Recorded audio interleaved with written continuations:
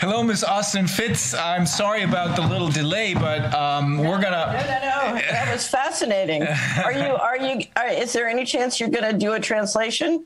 I think we can do that. Yeah, we have a good friend who is making abstracts of most of our sessions, and he gives it English subtitles. That helps. Oh, fantastic. Okay. Okay, let me give you this is a brief introduction. You were an assistant secretary of housing and urban development in the Bush administration. You're also a former investment banker. You've done lots and lots of other things. Do you want to tell us a little bit more about yourself? So if you go to Solari, my website is solari.com, which is the Solari report. If you go under About Us and just click down under my name, you can get a full detail with, just about everything. I'm arguably one of the most over-investigated people you will ever meet in your life. So I'm a great believer in transparency. So my way of dealing with many government investigations was to simply just put everything up on the internet. But that's it. I'm basically an investment banker. I'm interested in money. I became assistant secretary of housing and then started an investment bank in Washington. And the company was interested in using internet technology to help decentralize wealth creation. So decentralized currencies, decentralized equity markets, et cetera. And the company was extremely successful. And then we were targeted in a sort of enemy of the state. I don't know, who here has seen the movie Enemy of the State with Will Smith and Gene Hackman? Okay, so I played Will Smith in real life. And in fact, his office in the movie was right next to my office. Wow. So I spent 11 years engaged in 12 tracks of litigation, 18 audits and investigations, and very serious smear campaigns and physical harassment with the Department of Justice and all their friends. And my way of coping with it was to try and understand what was really going on in the broader economy, and why the Department of Justice was basically using criminal means to centralize control of the economy and engage in massive financial fraud. And so I started to publish in 1998 about what I called the financial coup d'etat. And a lot of what we're seeing now is simply the consolidation after 20 years of financial coup d'etat. And we'll talk about that more.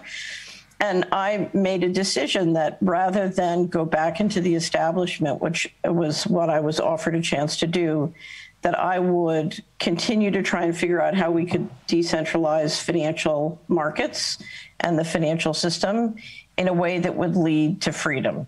And that I felt that what my former colleagues were doing was not only criminal, but I just thought it was not going to work. So I thought they were embarked on the implementation of a global governance and financial model that would fail. And my feeling was, even if it succeeded, I'd rather be dead in the wilderness than with them in the, in the underground basis. So that's what I've done since. And I started two businesses when I finished the litigation, which was very successful to our surprise and amazement. It's sort of a miraculous thing.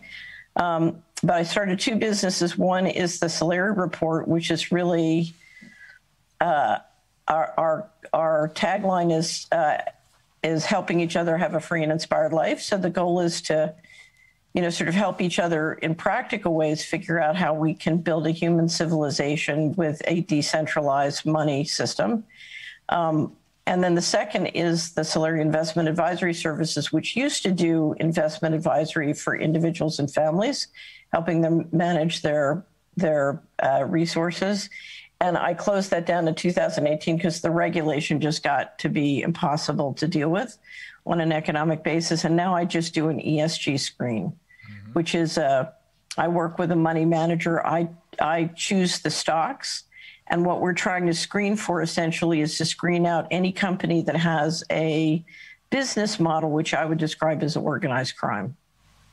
So we're looking for companies that are fundamentally productive, not perfect, but just fundamentally productive, that do something useful for their, for their customers and their employees. And that's for people who don't want to be essentially financing with their retirement savings the the kind of corruption and criminality we're watching and you guys are dealing with. And I just have to say, I'm a great admirer of what you're doing, and I really appreciate it. So it's a real opportunity, and it's an honor to speak with you. And vice versa. We haven't met each other, but through a mutual friend, James Henry, we were kind of connected because he first he filmed an interview with me here, right here actually, and a little bit later he filmed the one with you, which of course was taken down almost immediately by YouTube. But I think, yeah. That was the strange thing, because the first thing I did was I watched yours, and then he put mine up. And, you know, normally whenever I do a video that goes, when it hits 100,000 views, they stop it or censor it or hiccup it. And this one they let run for, I think it might have been because it was over Christmas, but they let it run almost up to 3 million views. And that normally, you know, I almost... It was beginning to feel really uncomfortable for me because I was saying, what's wrong? Where, you know, where are they? Yeah. Let me briefly translate. Also, Frau Catherine Austin Fitz ist früher in der Bush-Regierung Assistant, wie heißt das, Minister für Housing und urbane Entwicklung gewesen. Sie hat außerdem als Investmentbankerin gearbeitet, sich immer für Geld interessiert und ist dann aber irgendwann auf die Spur gekommen, dass das, was hier an Finanzwirtschaft und an Finanzpolitik existiert, und das kann ich aus meiner Tätigkeit, ich habe mal für die Deutsche Bank gearbeitet, inzwischen verklagen wir sie nach Strich und Faden, nur bestätigen, dass das kriminell ist. Wir haben es mit einer, was die Finanzindustrie angeht, mit einer riesigen kriminellen Organisation zu tun, das sieht sie auch so. Und sie hat auf ihrem Solari Report, sucht sie und hilft sie Anlegern bei der Suche für ein Investment in Unternehmen, die nicht kriminell sind, sondern die produktiv sind, nicht notwendigerweise nur im Sinne von finanziell, sondern auch in anderer Hinsicht, weil es darum geht, den Menschen dabei zu helfen, ein freies und inspiriertes Leben zu führen. Sie sagt außerdem, dass sie einer der meist untersuchten Menschen ist im Sinne von Geheimdienstuntersuchungen. Es hat wohl Dutzende von Rechtsstreiten gegeben. Sie weist auf den Film Enemy of the State hin. Ich weiß nicht, wie der auf Deutsch heißt, aber ich glaube, vielleicht hieß er genauso. Und da sieht sie sich als die Figur des Will Smith, der damals in dem Film beobachtet wurde von allen Seiten gleichzeitig. Aber sie hat es alles überstanden und ist jetzt dabei, mit ihren Videos sozusagen die Welt zu erobern. Die werden zwar auch alle regelmäßig runtergenommen, aber eins davon, das Wichtigste von Planet Lockdown, so heißt das, von James Henry, der auch hier mal ein Interview mit mir gemacht hat, das ist erstaunlicherweise, sagt sie, so lange gelaufen, bis das mehrere Millionen Male gesehen worden ist. Ich glaube, haben wir das nicht auch bei uns? Das hat sie über dein Video gesagt. Das kann auch sein. Das hat sie gerade über dein Video gesagt.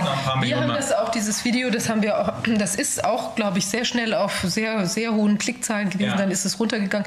Wir hatten es nochmal verlinkt dann auf 2020 News. Da ist es auch zu finden. Okay. Ich erinnere mich gerade im Moment nicht, aber wenn man nachguckt, findet man es, und ich glaube auch bei mir auf dem Telegram hat das Corwin auch installiert. So we still have that video, and of course all of our viewers are going to view it again. So did you know it's been translated into German? I know there is a German version. I mean, it's the original version with German subtitles. I know we have it, yes. Okay. I just wanted to mention one thing. Our Ulrich Groniger, who lives in Lake Constance, is translated the injection fraud article into German. So I posted a link in the chat. Mm-hmm. But the other thing I wanted to make sure you saw was our second quarter wrap-up. After we did the state of our currency, the second quarter wrap-up was the injection fraud. It starts off with a list of heroes, and you're on the list. Wow. I am so, really honored. Thank you. So all of us are.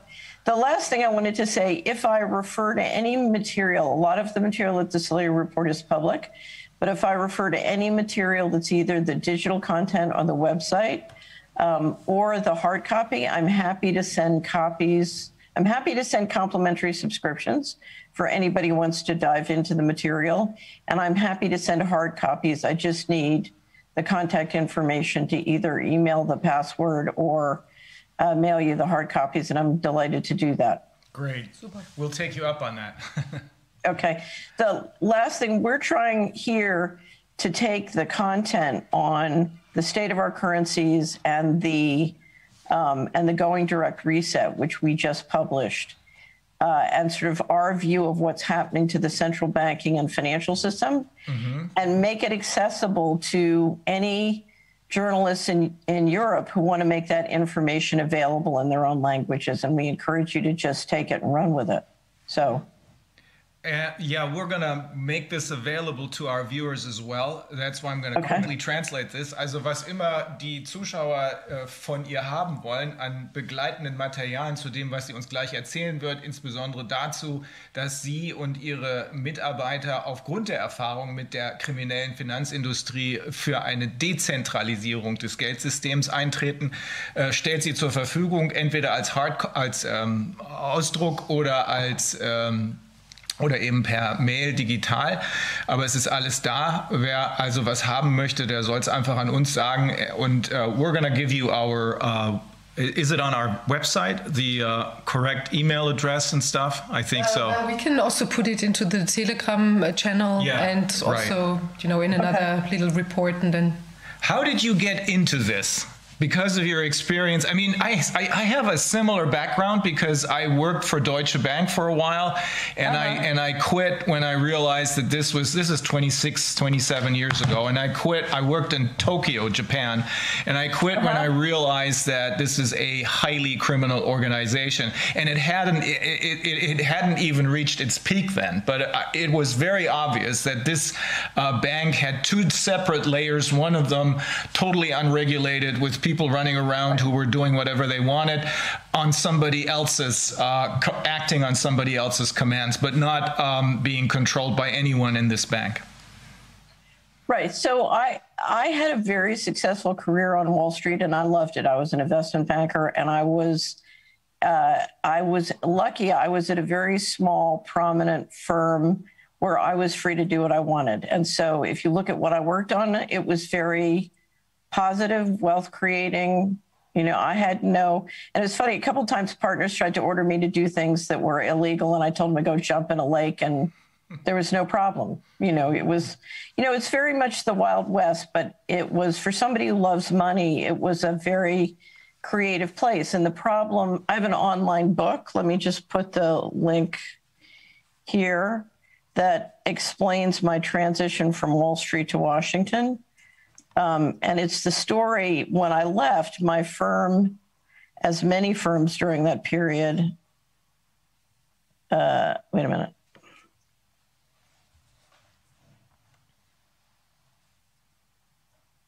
See if that works. Did I do that right?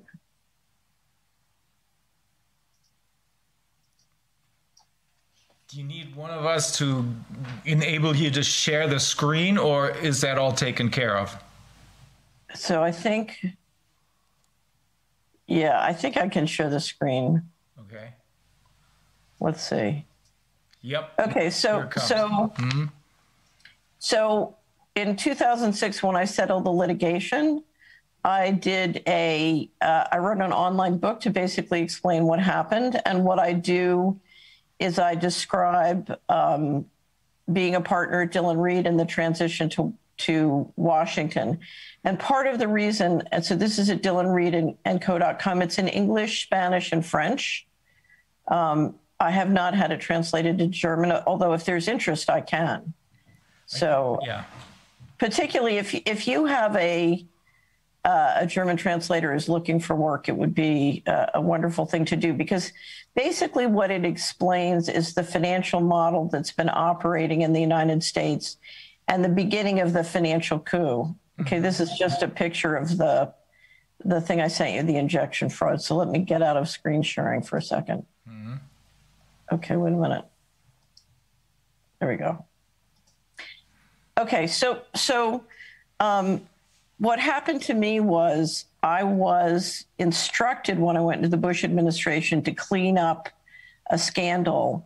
And that scandal was essentially what you're describing, and I describe in the Dylan Reed story, which is you had an overt economy, and then you had a hidden system of finance and covert economy. And what has been happening for the last couple decades as the financial coup has been going on is the covert has gotten bigger and bigger. And so various people working in the financial system, as the covert economy sort of interrupts and takes over, they decide for one reason or another to leave. And the challenge, of course, is that the financial system depends on the rule of law. So financial liquidity depends on the rule of law. And this is what I explained in the Dylan Reed story.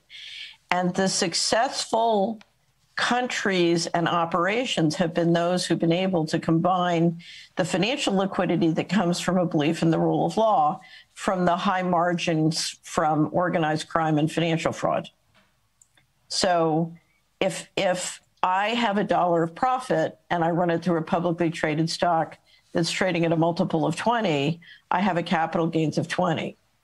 And if I combine that machinery with the high profits of organized crime, I'm the guy with the lowest cost of capital. I win in the global, economic war, so to speak. Anyway, it's all described there. And one of the reasons I did it was because I discovered the world was full of brilliant, talented, capable people who had absolutely no interest in the financial system. And so they weren't seeing what was happening politically. Because right now, for example, on the pandemic, what you see, and I'll use the United States as an example, Europe is similar, although different. The companies on Main Street are being declared non-essential, and then companies that are publicly traded and owned by the guys in New York are allowed to stay open, and all the cash flows are being consolidated into those companies, which holds up the stock market.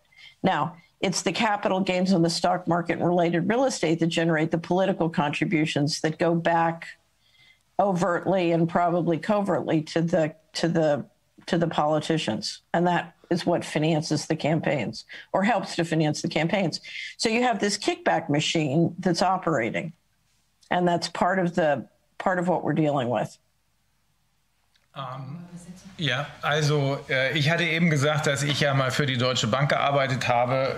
Ich bin nach wie vor davon überzeugt, dass es da eine Menge gute Leute gibt. Auch darauf weist auch sie gerade hin. Da draußen laufen eine Menge geniale Leute rum, die nur eben die Augen zu haben und nicht so richtig wahrnehmen, was wirklich los ist. Ich habe bei der Deutschen Bank gesehen, das haben mir inzwischen andere bestätigt, dass es da zwei unterschiedliche Layer gibt, nämlich eins, was nach außen den Anschein erweckt, als sei das die Bank, und darunter laufen ein paar Leute rum, die vollkommen unreguliert auf ganz andere Kommandos hören und auch teilweise unlimited spending, unlimitierte Geldausgabemöglichkeiten haben. Und genau das, sagt sie, ist ihre Erfahrung bei der Bush-Administration gewesen. Sie sollte da einen Skandal aufklären, und bei der Aufklärung dieses Skandals hat sie festgestellt, dass es einmal die normale Wirtschaft gibt, die Overt Economy, und dann gibt es darunter noch die kriminelle Economy, die immer größer geworden ist über die letzten Jahre, die davon lebt, wie Organized Crime zu verhalten oder jedenfalls sehr eng damit zusammenzuarbeiten,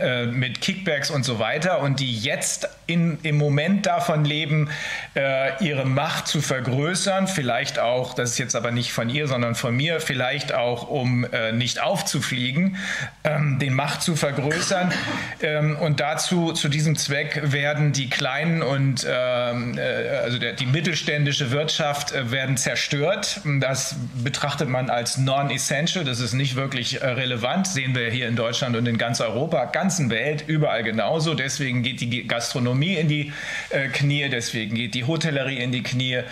Dieser ganze Bereich der kleinen und mittelständischen Unternehmer, während auf der anderen Seite die großen Konzerne, die selbsternannten Konzerneliten, die an der Wall Street gehandelt werden, immer mehr Geld kriegen und immer besser zurechtkommen. Ja, okay. Okay, so before we go further, can I understand who's listening who's on the call, and make sure I understand what they want to hear? This is the people who are listening to us are people who are either. This is not an echo chamber, even though it may sound as though it is, but it isn't. There are a lot of people who are listening in and who are watching these sessions who are, let me put it this way, either on the other side, and they're trying to spy on us, of course, but there are other people who are undecided and who really do think that they can learn something here, and that's why we're trying to make this as unbiased as possible. We're listening to everyone, more or less, except for the really bad characters. And we're trying to give people a complete picture of what's going on. We started this whole thing because all of us are attorneys, and we're being advised by a group of scientists, including Dr. Wolfgang Wodak, who's also listening here. He's the one who more or less single-handedly stopped the last pandemic, the swine flu pandemic, because he was then in a position of power. He unmasked the guys who are now the same people who are running the show again, Drosten, Fauci, etc. He unmasked them because he was in a position of power 12 years ago. He was still a member of the German parliament, and he was also a member of the Council of Europe. So Wolfgang, I just have to say thank you. He appreciates that. Oh, I was in the middle of the swine flu fight in America, so I really appreciate that. Okay. So, and the other, because I don't know who's sitting next to you, and I want to meet them. This is my colleague, Dr. Justus Hoffmann. He's also an attorney. He specializes in tort law. And across from me is Antonia Fischer. She also specializes in tort law, in particular medical malpractice law, which comes in handy right now.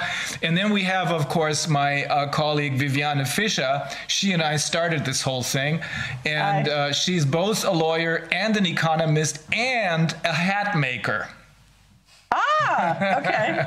Yeah, and that's why people are trying to. Same story all over the world. If this is. We were just educated a little bit on how the mainstream media, in particular Wikipedia, are trying to manipulate us. And she's been the victim, Viviane has been the victim of such a smear campaign very recently.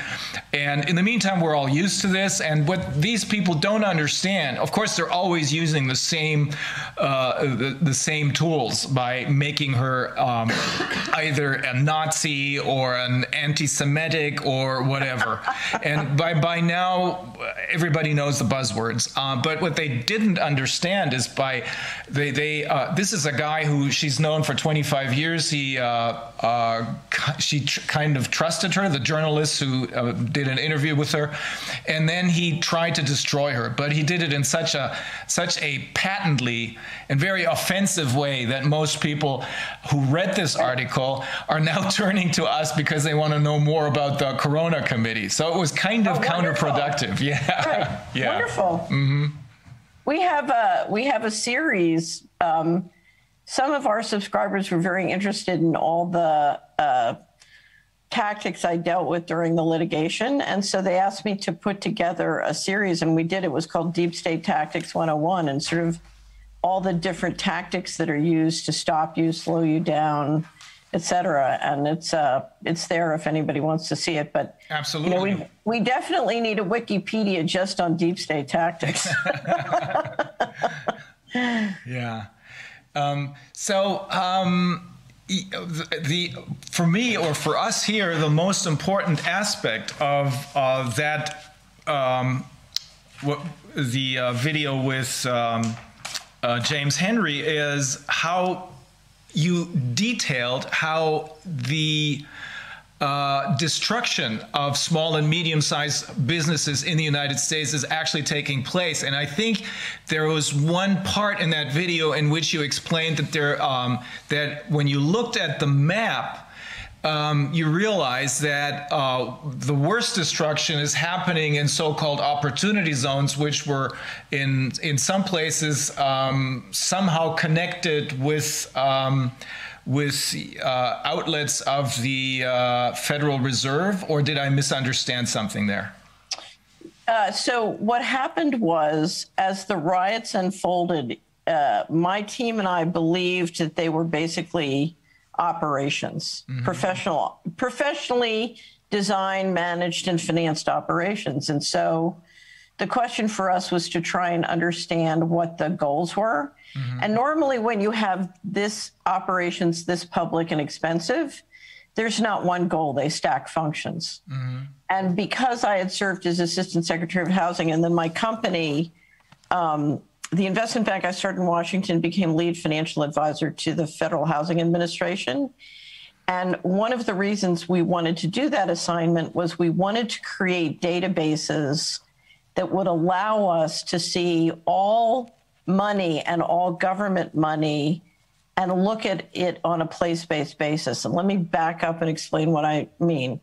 In the United States, if you go to the White House and you download the White House budget or the financial statements, you will see everything divided by function.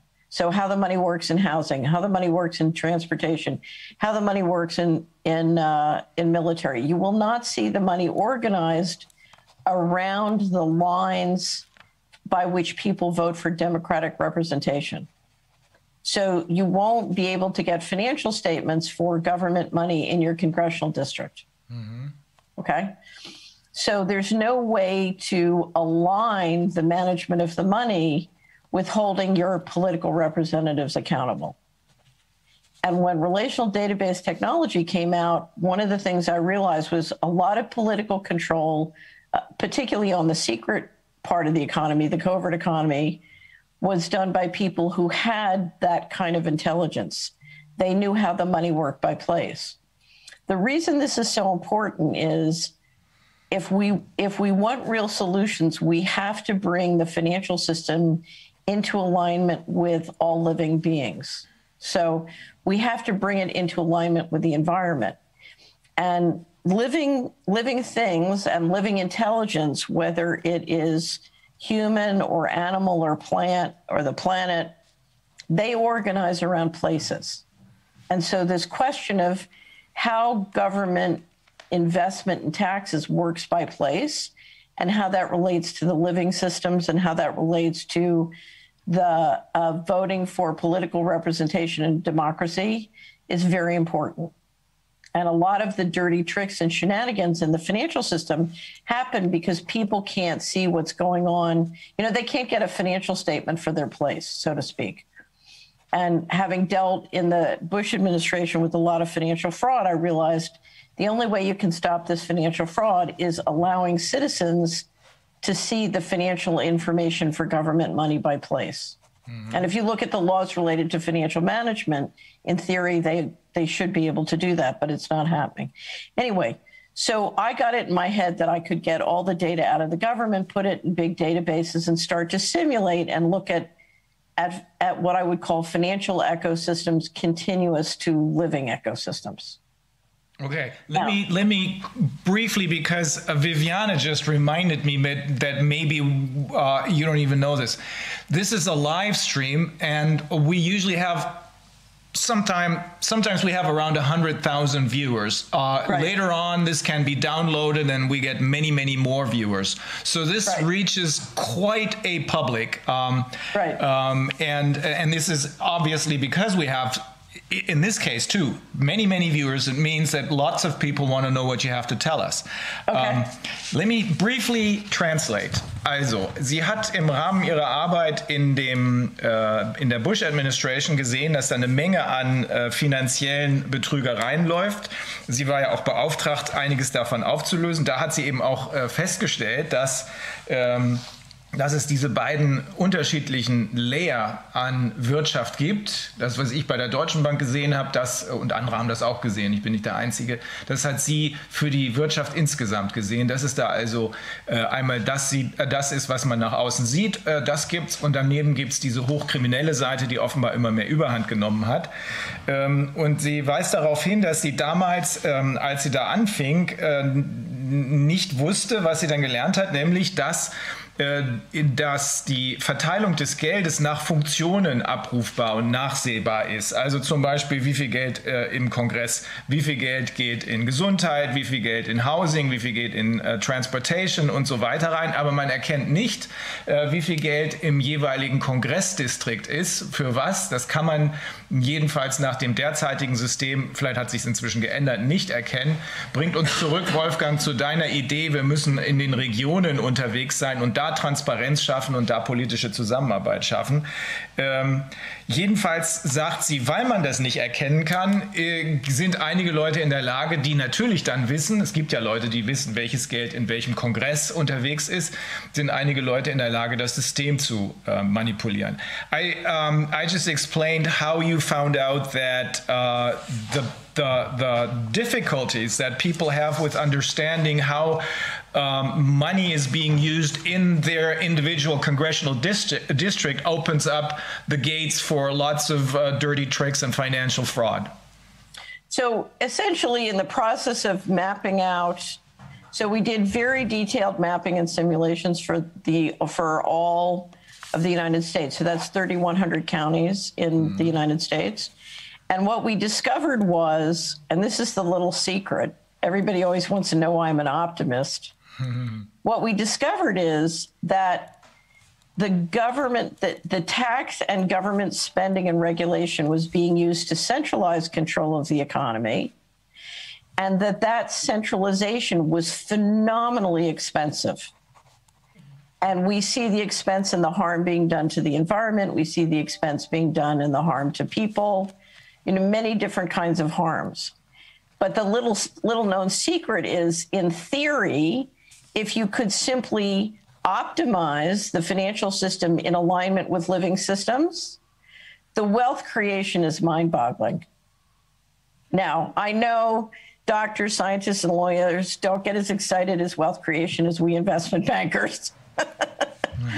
But I found it to be phenomenally exciting. And in fact, we had this wonderful PRC citizen who was working at my company, and he kept doing the simulations and coming back. And the wealth creation was so big, I kept saying, Henry, that's not possible, And finally, he just said, look, you're going to have to stop and go through my numbers.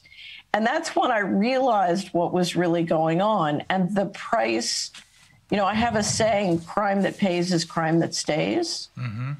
And if you look at the price of allowing a secret economy and a class of people who operate above the law and kill with impunity, the breakdown of trust and the breakdown of liquidity and many other things in the society and the inhumanness of it, just as a financial matter, is very destructive of productivity. So we see, for example, what the pandemic is doing to productivity worldwide. The financial cost of that is enormous. And for anybody interested in sort of these questions of financial models, there is a wonderful economist from the University of Michigan, Robert Axelrod, who wrote a book called The Evolution of Cooperation, about what conditions you needed to get to a peaceful economy as opposed to a war economy, which is what we have.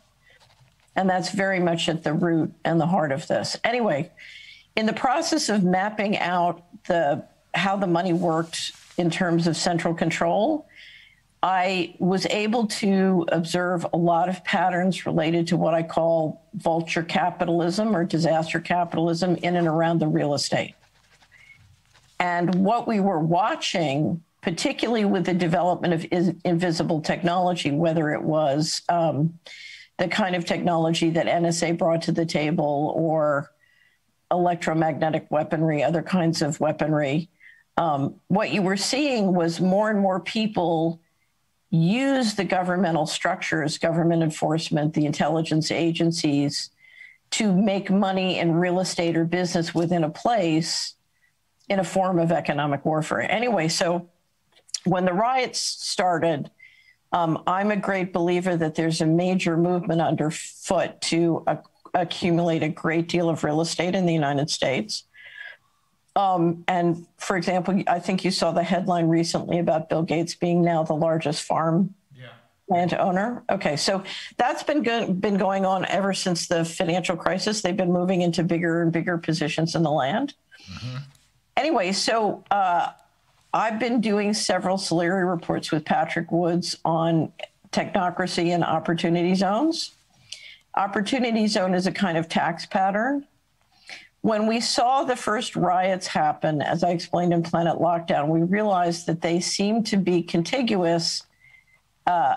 There was an extraordinary number of them that were in cities that had a Fed central bank location, whether a Fed bank, there are 12 Fed banks or branches.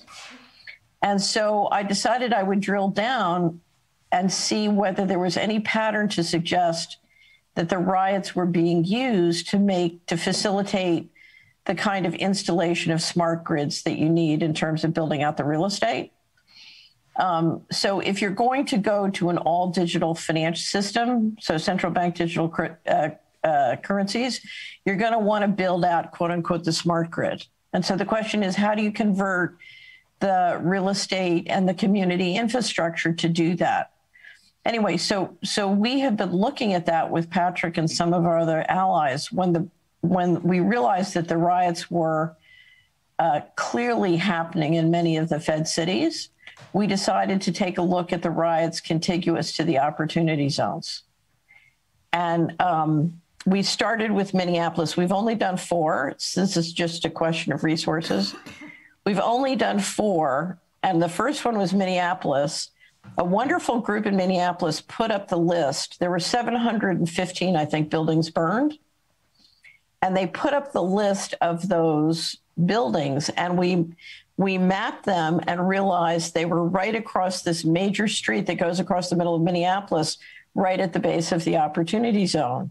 And just being a former Assistant Secretary of Housing, you look at that pattern and you say, oh, because if I'm an investor and I'm going to try and pick up all the buildings along Lake Street in Minneapolis and I have to pay market price, it's a very different price than if I shut them down by declaring them all non-essential. Then I burn all their buildings, and then the municipality says they're going to defund the police.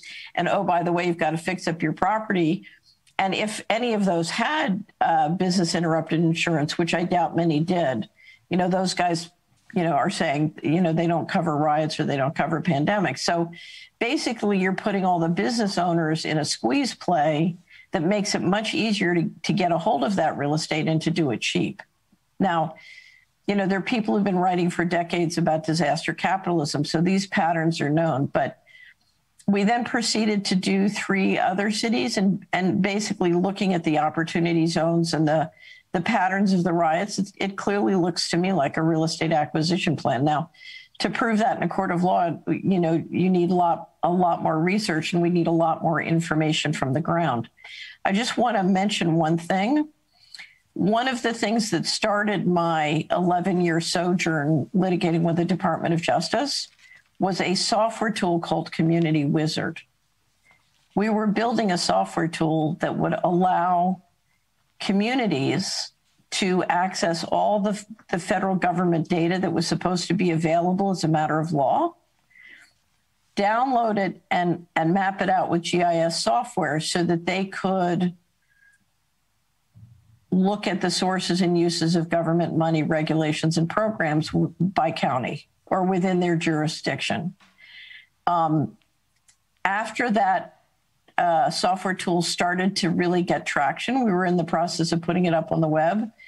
When the Department of Justice seized our offices, stole the software, it took me 6 years to get it out of their control. And at that point, the most valuable pieces of it had disappeared permanently. So they were stolen. And it was clear one of the things they didn't want was citizens being able to see open access of government money because so much of it was being managed and spent outside the law.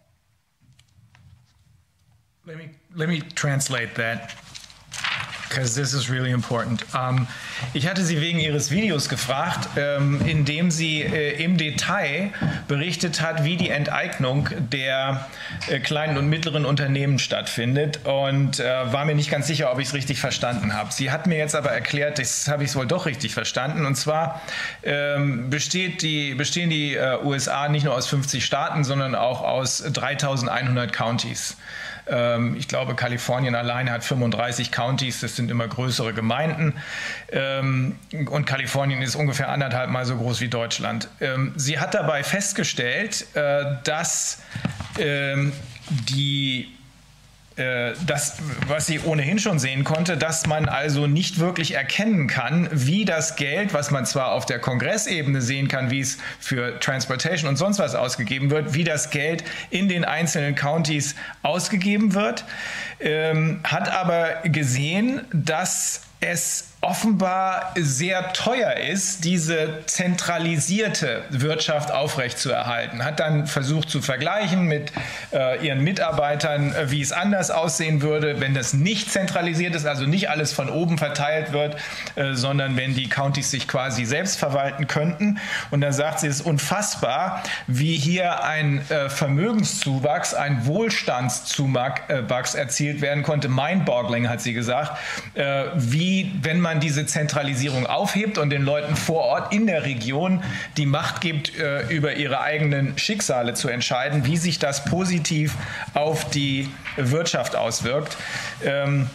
Und sie sagt, sie hat auf einen Satz hingewiesen, in Englisch heißt der Crime that pays is crime that stays. Das ist klar, wenn sich Verbrechen lohnt, dann wird es immer schlimmer werden, wenn niemand dazwischen grätscht. Das ist vielleicht die Gelegenheit hier für uns alle, auch an dieser Stelle, an dem, was wir gerade lernen, auch für uns zu erkennen, wo unsere wirklichen Feinde sitzen. Das sind nicht die Covid-Idioten oder die anderen.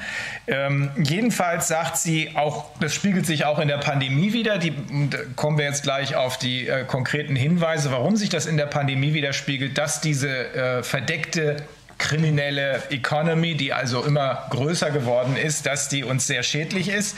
Das können wir, glaube ich, allesamt erkennen. Da gibt es auch einen Autor, das ist Robert Axelrod, da kommen wir gleich noch drauf. Sie wird das Buch zur Verfügung stellen oder jedenfalls uns die Details dazu geben. Der hat das näher untersucht. Jedenfalls, als sie dann mit ihren Leuten ein Mapping gemacht hat, also alles kartiert hat, um festzustellen, wo ist denn nun wo wirkt sich denn am schlimmsten und wie wirkt sich am schlimmsten dieser Vulture Capitalism aus, also Aasgeier, oder wir haben das mal Heuschrecken, glaube ich, genannt, Kapitalismus aus. Da ist ihr aufgefallen, dass es diese berühmten Opportunity Zones gibt. Das sind Zonen, in die superreiche Leute ihr Geld investieren können, angeblich um den benachteiligten Regionen zu helfen. Und wenn sie da investieren, müssen sie keine Steuern zahlen. Großer Vorteil. Und ihr fiel dann auf, dass die größten Zerstörungen, weil sie hat ja was mit Housing und Urban Development zu tun, also sie kennt sich aus mit Wohnungsbau. Die größten Zerstörungen in der Nähe von den Filialen der Fed waren, und zwar in diesen Opportunity Zones. Und was da passiert ist offenbar Folgendes.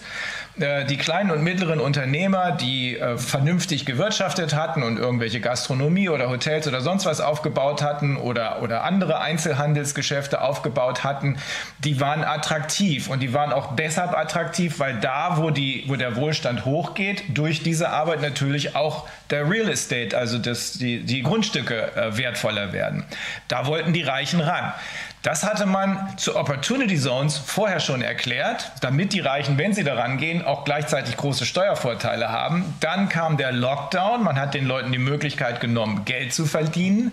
Damit waren sie faktisch K.O. Diejenigen, die versucht hätten wollen zu verkaufen, also man hätte ja auch so ein Bill Gates oder so ein Jeff Bezos hätte ja sagen können, ich kaufe mir das, aber so teuer wollten sie es nicht kaufen. Die Leute, die versucht haben zu verkaufen, konnten nicht mehr verkaufen, weil die Riots da durchgegangen sind. Diese Black Lives Matter, die dann alles Mögliche zerstört haben. Sie hat das festgemacht am Beispiel Minneapolis, 715.000 Gebäude verbrannt, runtergebrannt. Und die hat natürlich auch keine, wie heißt das nochmal, diese Versicherung bei uns, diese Business Interruption Geschäftsausfallversicherung, und selbst die eine gehabt hätten, sagt sie, genau wie bei uns, da erzählen die Versicherer, naja, dieses Risiko ist hier gerade mal nicht versichert. Also sie hat festgestellt, auch wenn das nicht gerichtsfest ist, wie sie gerade sagt, aber sie hat festgestellt, dass hier offenbar ein Muster vorliegt, wie man also den Mittelstand kaputt macht, um ihn den Superreichen und das auch noch zu steuerlich extrem vorteilhaften Konditionen zu verschaffen. Sie hat dann erzählt, sie hat ein Software-Tool entwickelt mit ihren Leuten, das nannte sich Community Wizard, und da wurde das plötzlich sichtbar, was nicht sichtbar sein sollte, nämlich wie wird das Geld jeweils in der Region am Boden sozusagen tatsächlich verwendet. Also nicht mehr nur die aus dem Kongress ersichtbare so und so viel Milliarden in Housing, so und so viel Milliarden in Transportation, sondern plötzlich sah man, was da passiert. Und dann wurden ihre Büros durchsucht, überfallen vom Department of Justice. Die haben dieses Software-Tool mitgenommen und als sie es dann irgendwann zurückgeklagt hatte, stellte sie fest, dass wesentliche Teile davon fehlten. Ihr Schluss daraus ist, dass offenbar jemand auf Regierungsebene, wir wissen jetzt nicht, ob da, wenn man von Regierung spricht, ob man da nur noch von Kriminellen spricht, aber jedenfalls offenbar jemand auf Regierungsebene, der das veranlasst hat, dass dieses Software-Tool Community Wizard beschlagnahmt wurde, verhindern wollte, dass die Bürger erkennen, was in ihrer jeweiligen Region finanziell los ist. Okay, I just explained. Ja? Die Zahl der Häuser, die da runtergegangen sind, kann nicht 750.000 sein. Nein, 715. 715 auf der einen Straße. Okay, genau. 715 buildings. Okay, I just explained what happened to your Community Wizard software tool. So that people, obviously someone in government, and we don't really know, is it government or is it a criminal organization that we're talking about? I can describe that because it's multi-layered.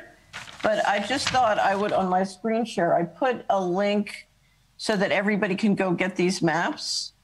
But I'll do a screen share so you can see one of them. And again, this is very preliminary. We just did this was a quickie and we didn't have perfect data. Mm-hmm. But if you look at, these are all public, you can go get them. But you can see, here's the maps for Minneapolis. And I put some other links in there too. What you can see, here's Minneapolis, and let's see where the Fed is. The Fed bank is on here. You have a highly political Fed bank president in Minneapolis. Oh, here's this little green dot is the Fed right on the river, and then this is Lake Street, which is the area we look closely at. Mm-hmm. And so many of the buildings burnt down were in a very symmetrical pattern. And it's very rare that you see that kind of symmetrical pattern when you don't have a plan. Mm-hmm. And to me, it's inconceivable you have a plan, because if you look at the amount of surveillance that's happening in the United States, if this large a group of people cross state lines, which makes it a federal crime, all with smartphones, and then burn down 700 buildings in a very neat pattern, and the feds do nothing, that's quite an extraordinary operation. Mm-hmm. I've written a great deal about the narcotics trafficking in the United States, and the multiple personality disorder we have to embrace in the United States is that we spend $1 trillion a year for the most amazing military, and not a speck can cross the border without the military being free to be able to stop them. But apparently we're incapable of stopping, several $100 billion of cocaine and marijuana floating around in and across all the borders. It's quite a miracle. So. Yeah. But has there been already acquisition of these houses? And do you know who bought them? So you mean in Minneapolis? Yeah. I can't tell you, because this is just underway now. Mm-hmm. So my guess is most of that real estate is in the process of transitioning. Mm-hmm. What the important thing is to put the independent producers who owned some or all of it in a position where they're forced to sell or it's attractive to sell. Mm-hmm. That's what you're trying to do. But I have no data and haven't looked deeper. And I think one of the reasons we published this is we wanted to say to everybody in each local area, you need to drill down and look at what's really happening with the real estate. Okay. Because there's no way a federal or state government should allow this to happen. Yeah. This is completely outside the law. Also, es gibt, lass uns kurz übersetzen. Also, yeah, sure. So one more question, like when these houses were torn down or like attacked or like, I don't know, burned down, was this all happening within a day, like on that riot day? Or was this, I mean, that must have been also some quite amazing amount of like people going through and doing this demolition stuff, or like how were these buildings burnt down? I mean, you know, how can you do this like all at once? Or has this been going on over several days? Or do you have My any information? impression is that most of these were more than one day. They were multi-day operations. But if you look at the kind of organization and personnel and labor behind it, you know, it was a pretty significant operation, is what it looked like to me.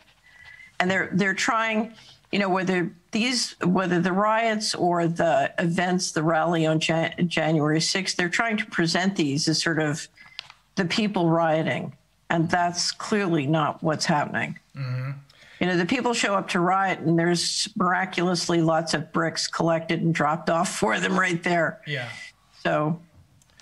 I have a neighbor out in California who informed me about Antifa a long time ago. I just couldn't believe it because the way that I had lived up until then, in my view, Antifa was anti-fascist young people.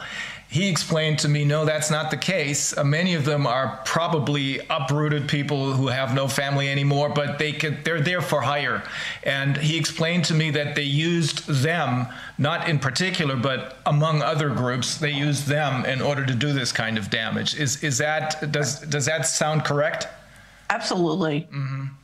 So if you look at what we did, the mapping we did on the riots, we only had information we could get on the web. Mm-hmm. But the reason these patterns suggest things to me is because when I was Assistant Secretary of Housing and then when I was the Federal Housing Administration, I drilled down. We were in charge of doing due diligence and portfolio strategy for their entire $300 billion, $400 billion portfolio. And I drilled down and did a great deal of work on what the real estate acquisition patterns and disaster capitalism patterns and how the money worked. And then when I was litigating, I did a lot of research into the related financial fraud and money laundering in that portfolio. And so, you know, if you look at what was going on for the 30 years before that in the HUD real estate and foreclosure portfolios, it was very, very significant sort of private interests teamed up with the political establishment using taxpayers' money to make a fortune on real estate, including in very poor neighborhoods. Did you see this pattern only now or back then during the financial crisis? No, back then. And the reason I had to leave the Bush administration was because I was cleaning it up. I was stopping it. So I was putting into place the things that would stop it from happening. So I had to leave. And then I started a company and said, look, we can't trust government. What we need to do is just give the data to the local business people and entrepreneurs, and they can stop the fraud. Mm-hmm. Because the interesting thing is, once you can see the financial fraud in your place, there is so much money that can be made by stopping it. And it's much easier to stop it when you have a broad-based group of a community dealing with, you know, federal, state, and local representatives who are not going to say, look, I'll give you a perfect example. In most neighborhoods in American counties, you can find many examples where people are unemployed but are perfectly capable of doing a job that they would love to do for $25 per hour plus health care. And Washington is instead centralizing that function into a contractor who's being paid $100 an hour equivalent to do it. And a political representative can't say, oh, we'd rather pay 4 times as much to do that function because the contractor is publicly traded and get a big pop in the stock market and we get our campaign contributions from that. You can't say that. Now, they can play that game as long as the people in that community don't understand they're paying taxes. You know, they could be hiring 4 people locally instead of paying a large contractor to do that function. They don't, you know, if they can see the waste, they can start to transition the waste to something more productive. But only if you have many, many, many people looking at the cash flows and taking advantage of the opportunities. Okay. So my theory was transparency could help us move or shift directions in a very positive way. That's why we were building Community Wizard. Yeah, that makes a lot of sense. Let me quickly translate again. Also, Frau Austin-Fitz sagt, es ist schon komisch und auffällig, dass kriminelle Aktivitäten kaum oder nicht sichtbar, nicht spürbar verfolgt werden. Sie sagt, auf der einen Seite leisten wir uns ein Militär für, was heißt das, Billionen, das heißt dann wirklich Trillions of Dollars, das sind Billionen Dollar. Auf der anderen Seite sind wir nicht in der Lage, den Narcotics Traffic, also das Verschieben, den Drogenhandel zu unterbinden. Der läuft für mehrere 100 Millionen oder Milliarden Dollar ungestört. Da sind offenbar Leute unterwegs, deren Geschäfte nicht gestört werden sollen. Deswegen hat man zwar auf der einen Seite das extrem teure Militär, aber auf der anderen Seite nicht die Möglichkeit, gegen Dinge, die eigentlich sichtbar sind, in jeder Stadt sichtbar sind. Die Amerikaner haben eine wirkliche Drogenkrise, gerade jetzt auch wieder, zeitweise jetzt auch verursacht durch die Pharmaindustrie, die da also Schmerzmittel verschreibt ohne Ende. Es geht jeden Tag durch die Nachrichten. Da sagt sie, als Viviane nachgefragt hat, war das denn so, dass man sehen konnte, wie viele Gebäude hier durch wen, wann vernichtet wurden? Sagt sie, ja, also gerichtsfest haben wir da nichts, aber es ist doch sehr auffällig, dass diese 700 noch was Gebäude offenbar innerhalb weniger Tage vernichtet wurden und dass sie kann auch nichts Endgültiges sagen, weil der Prozess der Vermögensverschiebung, also der Enteignung des Mittelstandes in jetzt dem Beispiel Minneapolis, und Übernahme dieses Vermögens, insbesondere des Immobilienvermögens, da kommt sie ja her, durch die Superreichen jetzt gerade mitten im Gang ist. Also wir können da noch kein abschließendes Wort ziehen. Sie hat außerdem festgestellt, durch die anschließende gerichtliche Auseinandersetzung, die sie hatte, dass hier eine massive Vermischung, ungute Vermischung zwischen privaten Vermögensinteressen und der Politik im Rahmen dieser Finanzcrime-Geschichte stattfindet. Sie hat es an einem Beispiel festgemacht. Sie sagt, guck mal hier, wir haben eine Menge Gegenden in den USA, wo sehr viele Arbeitslose sind, die aber gerne arbeiten würden für, sagen wir, $25 die Stunde plus Healthcare, also Gesundheitsfürsorge. Trotzdem passiert das in vielen Fällen nicht, sondern es werden große Konzerne eingesetzt, die für viel mehr Geld, nämlich für $100 die Stunde, den gleichen Job machen, beispielsweise Häuser bauen oder so. Das sind dann aber die großen Unternehmen, die auch an der Börse gehandelt werden. Dahinter stehen also die Leute, die die Fäden ziehen. Das ist das Beispiel, was sie eben gebracht hat. Sie sagt, das ist ja der Grund dafür, dass sie versucht hat, mit diesem Community Wizard Tool Transparenz reinzubringen, damit die Menschen erkennen, was los ist. Okay, so we got to that point. I just translated your example with people who are willing to work for 25 hours, $25 an hour plus healthcare, but who are not being hired, rather large contractors who are publicly traded on Wall Street. They get the job for $100 an hour. Ich habe noch eine Frage zu diese Fed, von der Sie. So I was wondering, this Fed, when you made this connection to that, there's a Fed in this specific town or like city.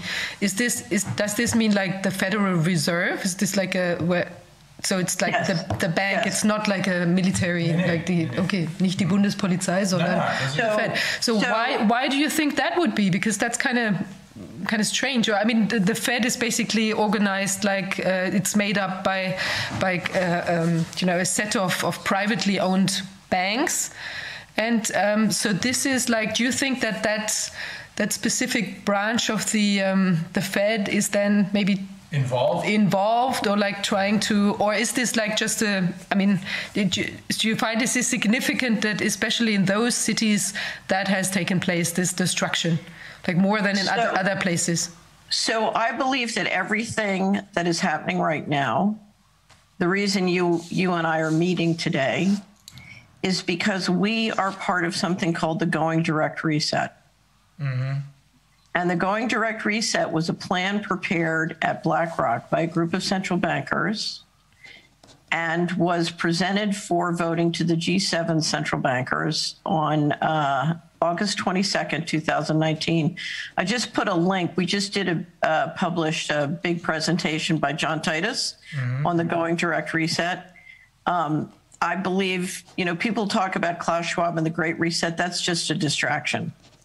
That has nothing to do with the real train tracks of what's being done. The real train tracks of the Going Direct Reset.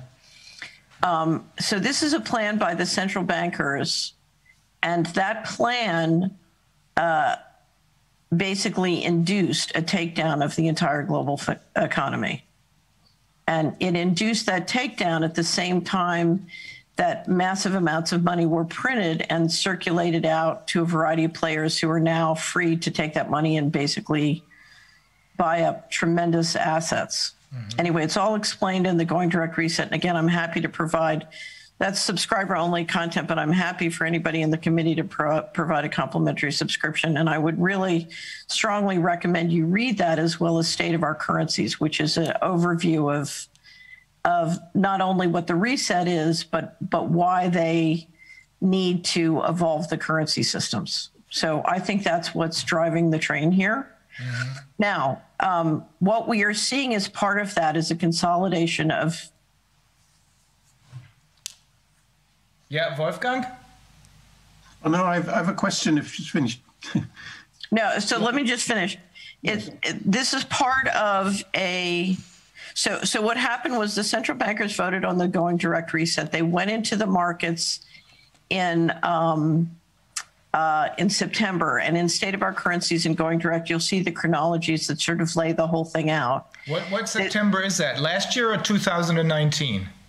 That was September 2019. That's what I thought, because there was a huge financial crash which was covered up, and we thought that COVID or Corona was invented as a distraction for that. But it wasn't a crash, it was a takedown. Aha.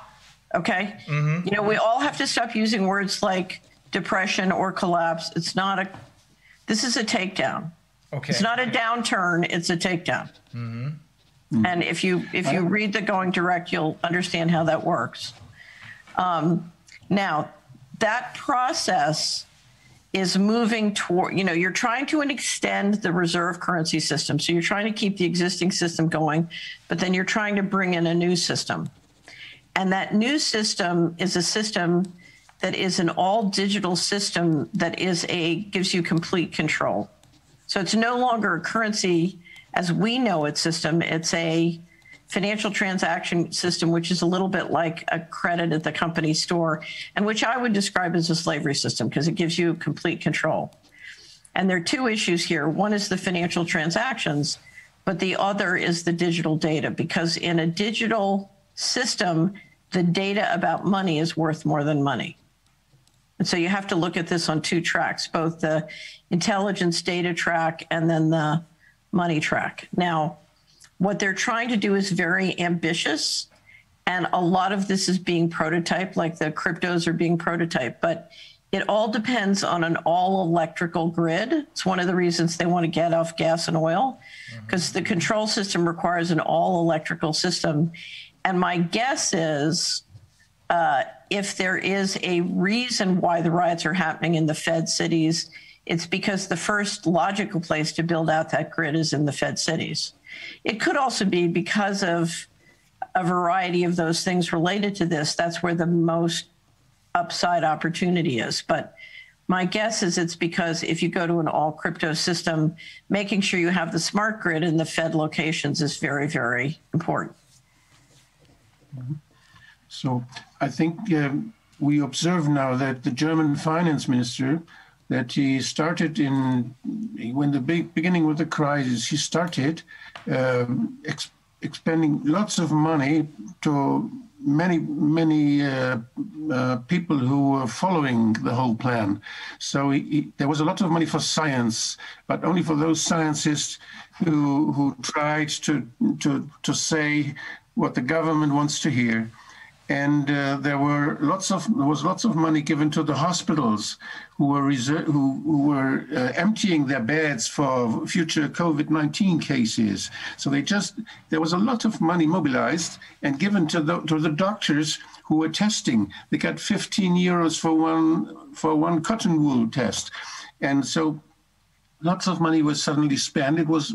I had the impression that money was just printed to bribe all those people who were just saying yes to what is happening. And and so they just print the money. They don't care. They just print, and they can bribe everyone, and they can, if someone is critical, just give them money. Right. And they will stop being critical. Right. I think this happens even with NGOs. This is happening with all people showing up and saying, I could be critical. If you pay me if you give me some money, I will stop. Right. So what you're doing, you have independent producers. I'm going to grossly oversimplify. You have people who can print money and people who can earn money. They can produce. Okay. What you're trying to do is bust these people so they're financially dependent, and then they need your printed money, and then they have to do what you say. Mm-hmm. Yeah. So and here's what's important to understand. If you understand the consolidation of the financial coup, you're watching the central bankers take control of the treasury departments. So they've had the sovereign governments issue more and more bonds, and the sovereign governments are now dependent on the central banks to buy the bonds. And now the central bankers are moving in and essentially putting their people in place to control the treasuries. And so you have central banks that are owned privately by private people who are invisible relatively, now taking control not just of the money creation, but of the governments that depend on the central bank to buy their bonds. Now, the big secret in all of this, and one of the reasons they're so aggressive right now, is if you understand how the system works, the reality is we don't need them. Yeah. We don't need them to create our money. Yeah. We don't need them to control our data. We don't need them to run our governments. We don't need any of that. Mm-hmm. Now, what has happened, and which is why it's so important, Wolfgang, what you brought up, for the last 30, 40 years, they have always been able to buy most of the dissenters or the independent efforts against them with money. In other words, they have, in the democracies, they have bought the population off again and again. They bought even Transparency International. Right. And the question, so just if you look at my journey over the last 30 years, whenever allies show up, my question is, okay, how are they going to buy that person away? What are they going to, and they do, no, they buy almost everybody away. And the problem is if you have an ally who's got 3 young children and is trying to, manage a household, and they come and they offer them, a couple $100,000 a year doing something for Harvard, off they go because they have a fiduciary obligation to their family. So these guys, that's why we did the deep state tactics. They're fabulous at buying almost everybody, and it's a very rare person that they can't buy. And one of the things they've done with all the money they print is to try and buy everyone into institutions and organizations that keep them busy and away from the real power lines. Yeah. The beauty of what's happened now is suddenly, I was in Basel for the World Freedom Alliance, and there was one wonderful member who said, friends are turning up everywhere. Because we've reached a point where I think you have a lot of intelligent thinking people who realized, wait a minute, some things are not a function of price. And if you look at what the destruction of human civilization and the destruction of all that's sacred or wise, you know, what these guys are doing is, you know, what we're selling down the river here is the future of human civilization. And, you know, and there are too many intelligent, educated people who know that that's a liquidation. That's not a business. Also Wolfgang had, I think it's very encouraging what you just said, that we don't need them. We don't need them. And I think the most important thing is, when I imagine, I have a dream, I may say it like this, when the people just take off the mask, when they just open their shops, when they just go on doing what they always did, those people would stand there with open mouth, wouldn't understand, they would no longer be important. We could just go on living as we did before. We have to change a lot of things. Yes.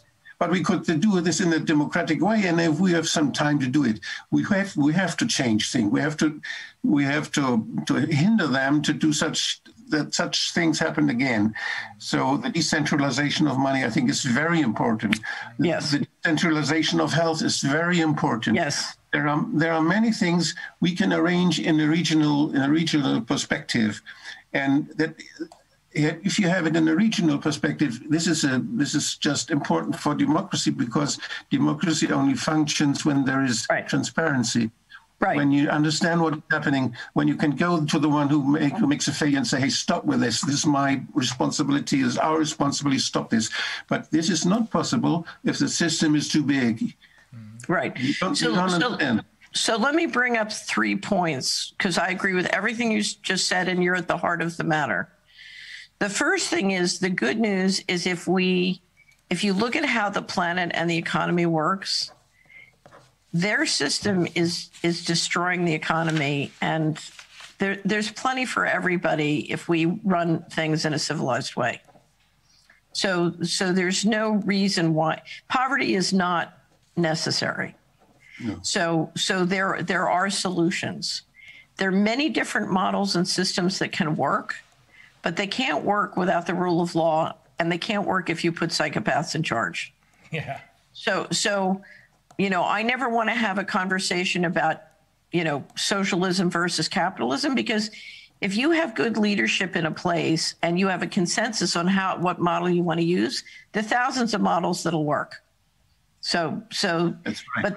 But the third thing, and this is the unanswered question that I don't know, and this is our risk that we have to deal with. It is clear the people doing this are building a multi-planetary civilization. They've put fantastic amounts of money, I believe, into investing in space and an underground infrastructure to facilitate what they want to do in space. The trillions of dollars that have gone missing through the financial coup have gone somewhere. And the question is, where are they going and why are they going? Now, there are millions of theories. I have no idea what's true. But the reality is, our planet is run by physical force, and that physical force ultimately is driven by who controls in space. And so if you look at the invisible technologies that can be delivered from space, you know, the weaponry, it's very, very powerful. And so if they are few and we are many, but if we organize and defy whoever it is who controls space, we need to be able to deal with that. You're talking about 5G being used as a means of, for example, controlling us through whatever is being vaccinated, something like that. It's not just control, but the ability to use electromagnetic weapons to drive your car off the highway or blow your car up, or use the rod of God to blow up your village, or engage in, you know, so now I get into an area of speculation, which is outside my area of expertise, but I'll give you a perfect example. And I'd like permission to tell a little bit of a long story, just because I think examples help. Is that okay? Sure. Okay. So in 2007, I was helping a client who wanted to buy a world bond fund. And I don't like most world bond funds, so it was a long search. And I found 2 world bond funds from a very good sponsor And one of them had 15% of their money in Indonesian sovereign bonds. No, it must have been earlier because it was 2004. It's somewhere in there. And you'll know soon when it was. Anyway, so we found this World Bond Fund, and he made a very large investment because he wanted to buy something and just put it away, get the yield, don't worry. Very shortly after he made the investment, the fund dropped 15% overnight for no reason that we could figure. There were no change in interest rates. There was no bad news about the sponsor, about the fund, nothing. And there was massive insider trading. And if you looked at the trading that was going on, I'd never seen anything like it. I've been an investment banker for decades. I've dealt with billions and hundreds of billions of dollars of bonds. I was floored. I was getting on the phone, talking to the sponsor, trying to find out what in the world was going on. No answers, complete stonewall. A week later, the tsunami in Indonesia happens. And I realized they knew. They knew there was going to be a tsunami more than a week ahead of time. Now, and I sat down and I said, how do you, and then the patterns of disaster capitalism that hit in Indonesia, right after the tsunami hit were, it was clearly there was either somebody was anticipating it and doing it at active war, or somebody was taking tremendous advantage of what had happened. Now, that brings up the question of how many of these natural disasters are weapons versus natural disasters. And I don't know. But whoever has the power to do something like that, we're up against people who use significant amounts of force, and they use invisible weaponry, and they do a lot from space. And so, if you look at why a prime minister would do something that is in the interest of the central banks and against his own people, it's more often than not, I believe, because he's in a variety of different squeezes, and one of them relates to this kind of weaponry. So I would just say the good news is the wealth potential is phenomenal. The bad news is we're on a planet that is controlled by force, and we need to face, my pastor used to always say, if we can face it, God can fix it. We have to understand the physical force that we're up against. Okay, let me translate that. One question, however, what do you think about the tsunami? I mean, there's two ways of explaining this. I mean, not the tsunami, but the tsunami. Do you think it was triggered by someone, or do you think there was insider trading because somebody had the means through whatever technology is up there in space to foresee this? It had to be one or the other. I've had people who tell me they can anticipate an earthquake. Mm-hmm. They can predict an earthquake, fairly far into the future. So I'm assuming it could have been either. Mm-hmm. Given the patterns I've seen that have supported and protected the dollar, I'm convinced that some of these natural disasters are being induced. Mm-hmm. And that is one of the great powers behind the dollar system. Okay. Also, Wolfgang hatte eben nochmal gefragt, dass er das Gefühl hatte, dass über die letzten Jahre, das ist dann von Frau Austin-Fitz präzisiert worden, über die letzten 30 bis 40 Jahre ist das tatsächlich so gelaufen, Kritiker des Systems, die eigentlich in der Lage wären, es zu durchschauen, weggekauft wurden. Dass man einfach nur Geld gedruckt hat, Moneyprinting wie verrückt, und jedem, der als Kritiker hätte gefährlich werden können, genug Geld gegeben hat, damit er die Fronten wechselt. Sie sagt aber auch, dass gerade in letzter Zeit auffällig ist, vorher war es so, dass immer wieder Allies, also Weggefährten, die Unterstützer waren, praktisch weggekauft waren. Also wenn einer 3 Kinder hat und irgendwie eine gute Ausbildung hat und dann wird ihm ein Job in Harvard angeboten für viel Geld, dann wird er das machen, wenn er sich dann sicher fühlt. Sie sagt, das hat sich aber jetzt geändert, weil immer mehr ihrer Freunde gemerkt haben, dass es Dinge gibt, die man nicht kaufen kann.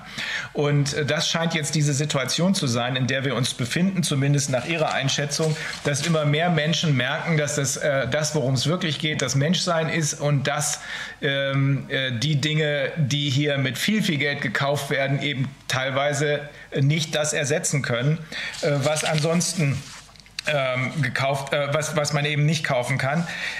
Wichtig ist, glaube ich, noch, dass sie mehrfach darauf hingewiesen hat, dass wir uns in einer Transition Period befinden zwischen dem alten System, wo man noch versucht, das alte am Laufen zu halten, damit wir uns in Sicherheit wiegen, aber das neue System, was dann nur elektronisch oder elektrisch läuft, wo man uns dann eben Geld zuteilen will, dass dieses System noch nicht installiert ist. Und in der Zwischenzeit wird nach ihrer Einschätzung läuft es so, dass mit sehr viel Geld der produktive Teil der Wirtschaft gekauft wird. Irgendwann wird dann das Gelddrucken beendet werden und dann kann man mit dem Geld, was man vorher für sein Geschäft bekommen hat, das werden viele Leute mit Erschrecken feststellen, leider gar nichts mehr anfangen.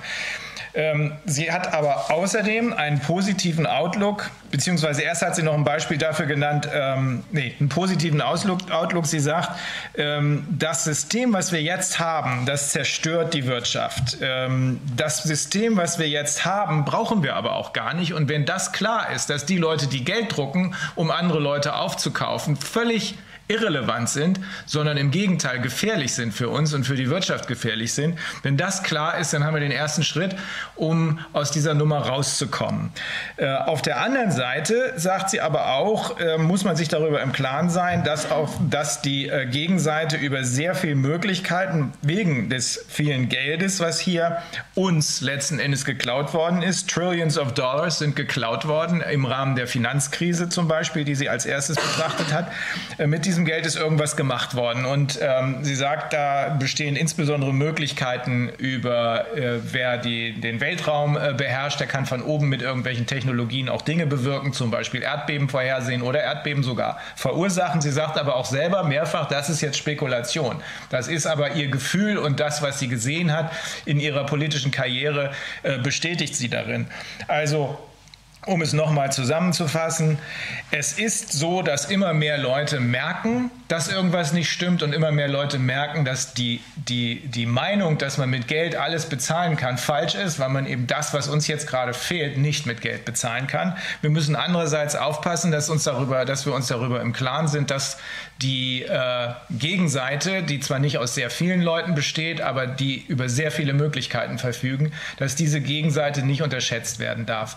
Trotzdem sagt sie, wenn wir, die wir ja die Mehrheit sind, vermutlich auch die Klügeren sind, wenn wir uns verbünden und gemeinsam an dieser Sache arbeiten, dann wird es klappen. So I gave them the positive outlook that you just ended with. Okay. On the one hand, it's more and more people are beginning to realize that money can't buy everything, in particular not what people really want. And on the other hand, we have to be aware of the fact that the other side is very powerful, that they have lots of means, in particular when they control space. And right. Yeah. So let me bring up something this year. So in 2021, here's where one of the places that the rubber will meet the road, and that is taxes. Mm-hmm. Because we have private owners of the central banks taking over and running the government policies in a way that is not in our interest and is not in the interest of all living things. On the other hand, we're financing them. We're financing them with our retirement savings. We're financing, many of us where we bank are financing them, but we're definitely financing them with our taxes. Now, we cannot afford to pay taxes to finance a government that uses that money illegally and in ways that harm us.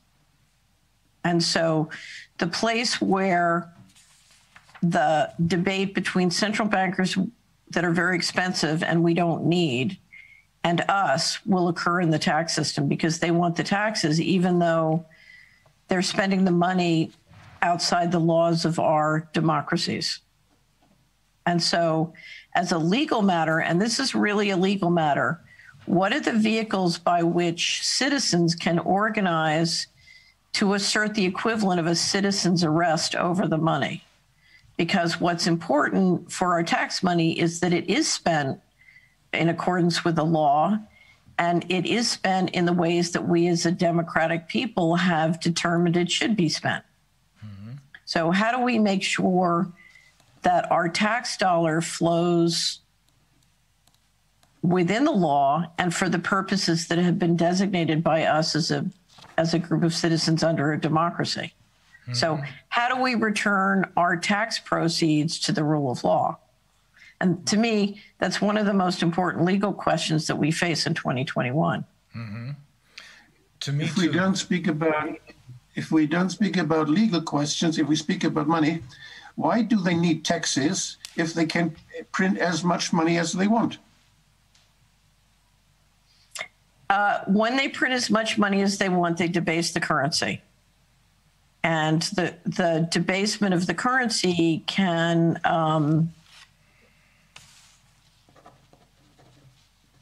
make it harder for them to do what they want to do. And it's it's very difficult to describe the extent of their greed. So part of this is control. And part of this is just simply control. And you're trying to get 8 billion people to organize and function in a way that gives you energy. Mm-hmm. And gets them to do what you want them to do. So, for example, when I used to operate at the top of Wall Street or Washington, the conversation was never, how do we go to Rome?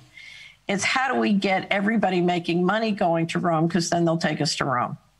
Mm-hmm. And many of the financial incentive systems are organized. So they want to build a digital control system. And so the first step is, how do we get all the freedom fighters and software developers building our system for us? Well, we'll do this thing with Bitcoin and crypto, and we'll make it fashionable and put a lot of young guys in front, and we'll get them to build our prison system for us.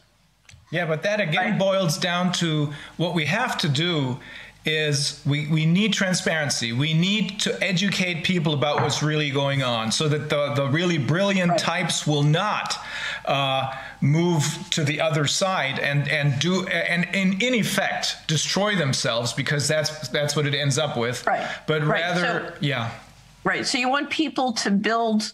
You want people to create wealth by building wealth, as opposed to helping anybody liquidate them. Mm-hmm. So, for example, the critical issue on digital systems is, how do we create digital systems where we have enough grassroots encryption to make them work for us? So one of my favorite reforms that I ever heard, I don't know if you've had Bill Binney on yet, but Bill Binney said, what we need to do is get all the homeschoolers and all the schools we can to have curriculum on encryption. Mm-hmm. And he said, if every community is creating their own homegrown encryption systems and constantly changing them, he said, it'll drive them crazy. They won't be able to deal with that. Now, I've had other people tell me quantum computing can deal with that. But I happen to believe, if there is a way to create decentralized encryption, that's part of creating decentralized money. Mm-hmm. The best decentralized currency systems are systems that can operate both digitally and in physical reality. So, for example, we all have local coins. Many of us have gold and silver. Just do it. You don't need to start an organization. Just start using all your coins. Mm-hmm. And that's a system, ideally, that could operate out of, in physical reality and digital reality if you did it right, particularly if you had homegrown encryption. Mm-hmm. So if our ideal systems are systems that circulate currency and equity investment, with our encryption on a decentralized basis in ways which are both physical and digital. Mm-hmm. And what's the difference now between using cash and using the coins? Is there something specific to that, or did you mean cash? Cash is fine. The only challenge with cash is if you look at how fast they're printing money to, hand out to all the LBO guys, the currency's being debased. So mm-hmm. I would encourage you, take a look at a website called the Chapwood Index.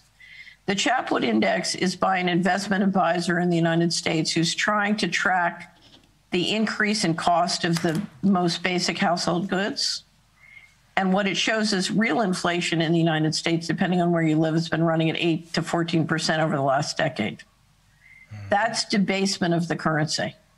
So by printing the money, our savings is being debased. Mm-hmm. Now, if you're on the insider and you're just getting the money, it's no problem. Part of the problem is the debasement of currency. The other problem that must be addressed is the usury laws. Mm-hmm. Because right now, the New York Fed banks are borrowing at 1% or less. The average credit card in the United States charges 16 to 17%. And if you lose your job because of Corona, you know, the next thing you know, you get a letter from your bank saying you have to pay 30%. So it's that difference. So if I'm getting printed money, then I can deal with the debasement of the currency and the explosion of the cost of goods. But if I'm not, I'm squeezed. And the point with these, you know, the ones who are basically sucking the money out of the economy is they have no problems with the devaluation of the currency because they have all assets. They have the land, the houses, the plants, and all that. Plus, they have control over the new currency that they're trying to invent, right? Right, but they're just printing money and giving it to their friends. I'm grossly oversimplifying, but to me, it's they're printing money and giving it to their friends. KKR, one of the largest private equity firms. So if you read the Dylan Reed story, you'll read a little bit about KKR. But KKR just announced they're going to issue an IPO to raise $1 billion of a blind pool. Now, that means people are going to buy the stock not knowing what's going to happen to the money and where it's going to go. And that's because you're talking about one of the companies best positioned to take advantage of the disaster capitalism. Okay, let me translate this again. Also Catherine Austin-Fitts sagt, in 2021 wird das größte Problem sein, zu erkennen, dass die Zentralbanken, und das gilt nicht nur für die amerikanischen, die werden die gehört privaten Leuten, die Zentralbank, dass die uns hier aussaugen. Wir bezahlen die mit unseren Steuern. Das können wir uns nicht leisten, sagt sie. Deswegen brauchen wir die Rule of Law. Wir brauchen rechtsstaatliche Möglichkeiten, um wieder für eine saubere Wirtschaft, die nicht mehr. What do you think, by the way? How much of the economy is dominated by, or of the financial industry is dominated by this, criminal part? Is that 50% or less? So if you look at who's managing this, whoever is managing the central banking system and the related control of the treasury functions, they're controlling both the overt and covert side of the economy. Currently, the organized crime globally is said to be the equivalent of the GDP of Germany. I believe it's bigger because I believe that doesn't include a lot of the financial fraud.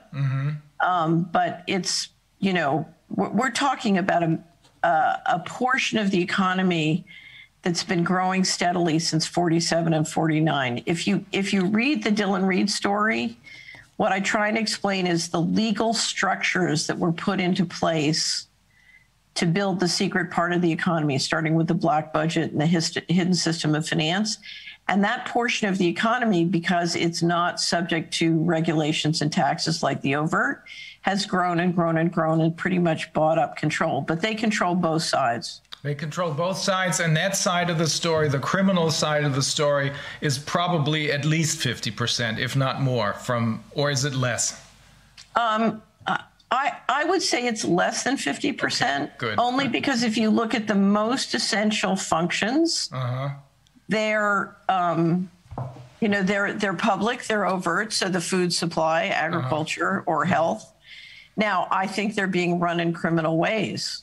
So if you look at what's going on in the food supply, I think that, you know, certainly from what I know, it's being run in very, very criminal ways. The one thing I would stress is if we can manage to see how this system works, we will discover one of our greatest powers, which is we're financing it. We're supporting it. We're doing it.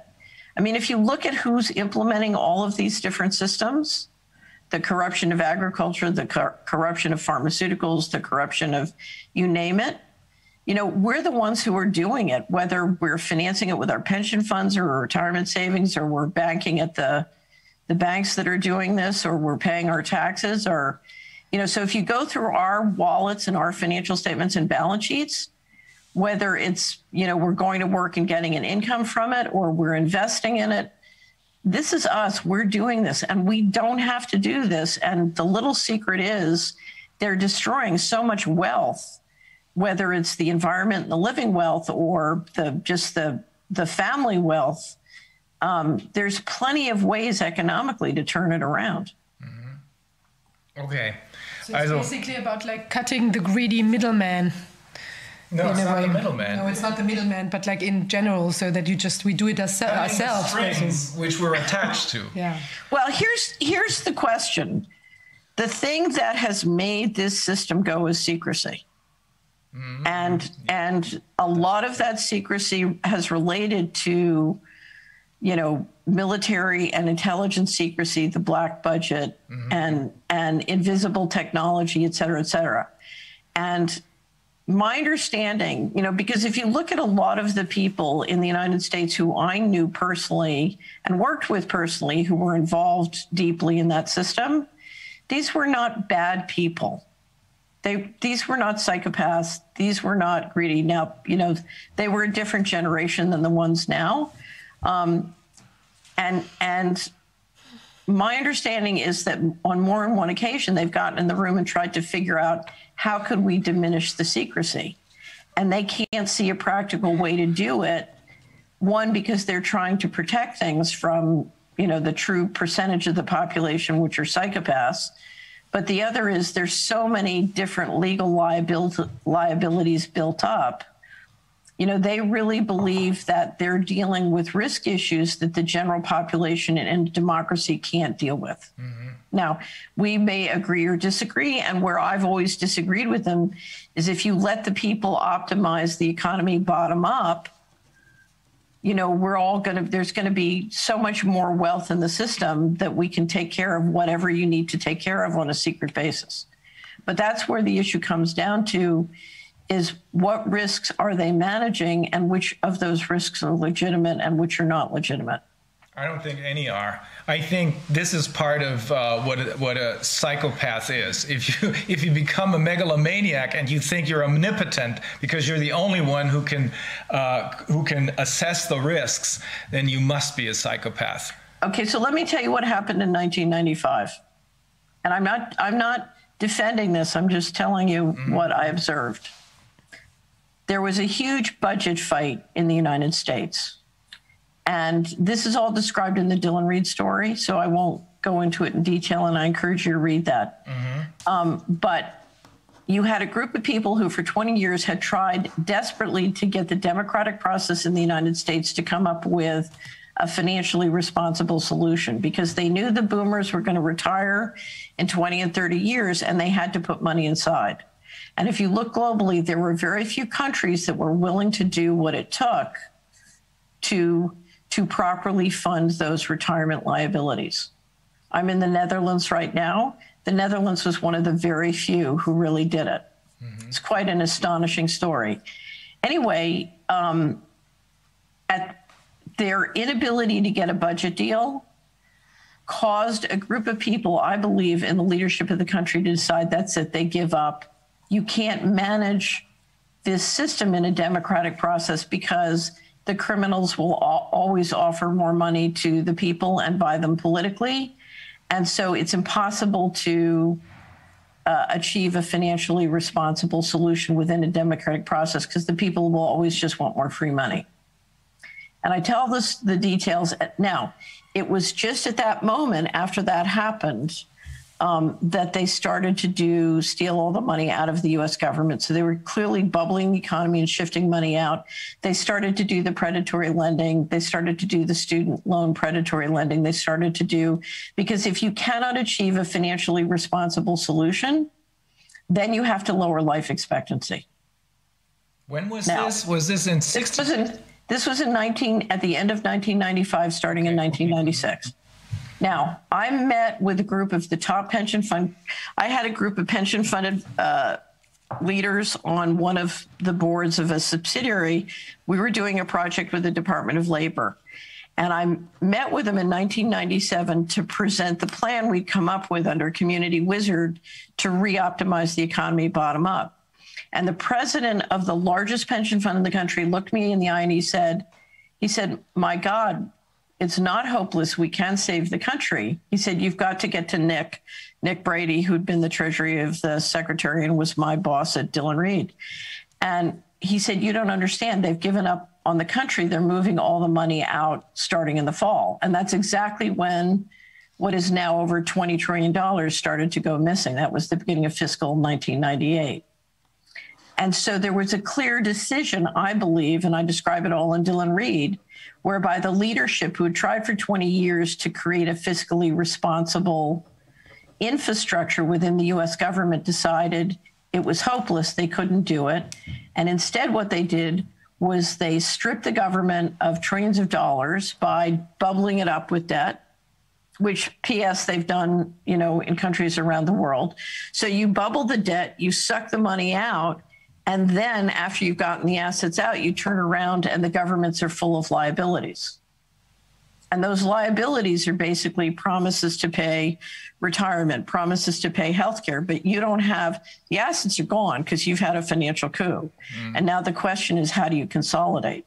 And if you look at what I call the magic virus, you know, the magic virus is telling the story, oh, we don't have enough money for healthcare because of the magic virus. We don't have enough money for the retirement savings because of the magic virus.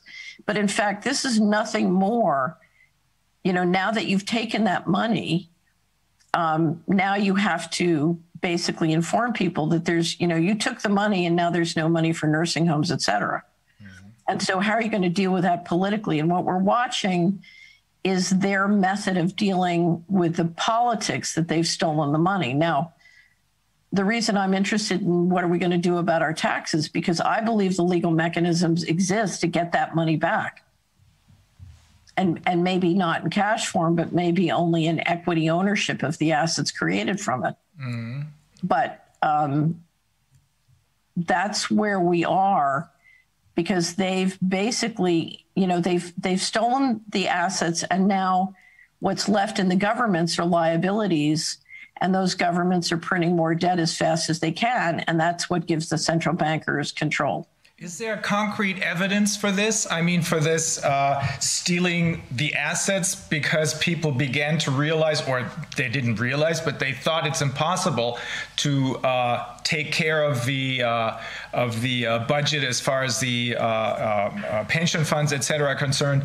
And then they decided to bubble up the economy, took thereby by student loans, for example, thereby taking the assets away, and now we're left out there standing in the rain without any assets left. Do you have concrete evidence for that? So I would suggest, so what I've done with the Dillon Read story, and then we've done another website called missingmoney.solari.com. I'll put the link up here. So let me just do a screen share and I'll go to Missing Money. So I've been tracking since 1998 the money going missing from the federal government, and this is just U.S. Yeah, but the same thing happened all over the world. Probably. Oh, here from too. what I know that. Well, I know money, an extraordinary amount of money has gone missing from NATO. So I know that. Oh, wait a minute. Stop. Okay, can you see that? It's coming up. Yeah, there it is. Okay, so I started tracking the missing money in 1998. And then what we did, so you see all these years? These are links to the documentation from two of the agencies that were missing 21 trillion as of 2015. More has been reported since, and we're in the process of doing an update. And I was doing a radio show about the 6.5 trillion that went missing in 2015. And a wonderful professor from Michigan State University heard me and thought, well, she must be wrong. And he called me. His name is Dr. Mark Skidmore. And he called me and said, oh, my God, I've checked the Department of Defense documentation, and it turns out you're right. What can I do to help? And so we agreed he and his students would do a complete survey, which is what this represents. I had it up to 12 trillion missing. He found another 9 trillion. So we have it to 21 trillion. Yeah. And so if you go to this website, what you'll see is lots of his documentation. I've written an article called For Institutional Investors that describe what this means, called Caveat Emptor, what investors need to do due diligence on Treasury. But then what we've also done is if you go to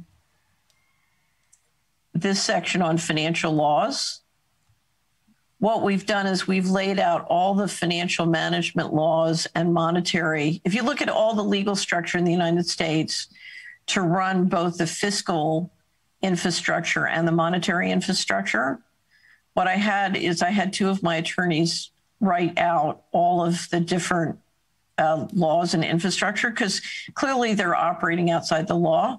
The big change was in October 2018.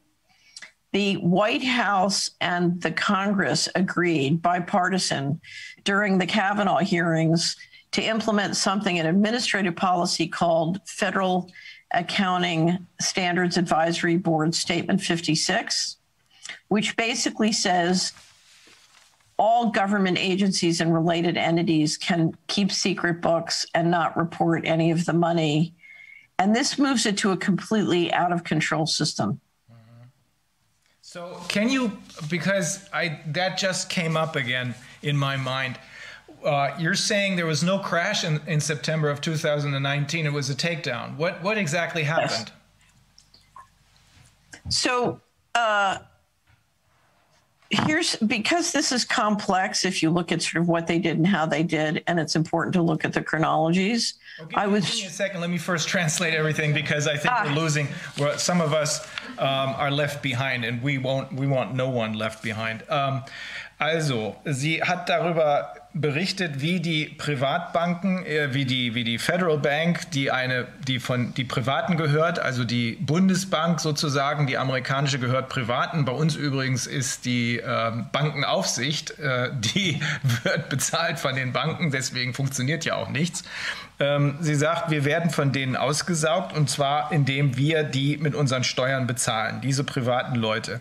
Das Ganze ist ein rechtliches Problem. Wir müssen dafür sorgen, dass wir rechtlich die Kontrolle über unsere Steuern zurückbekommen, und dann werden wir merken, dass wir die Leute, die da oben sitzen und uns aussaugen, nicht benötigen.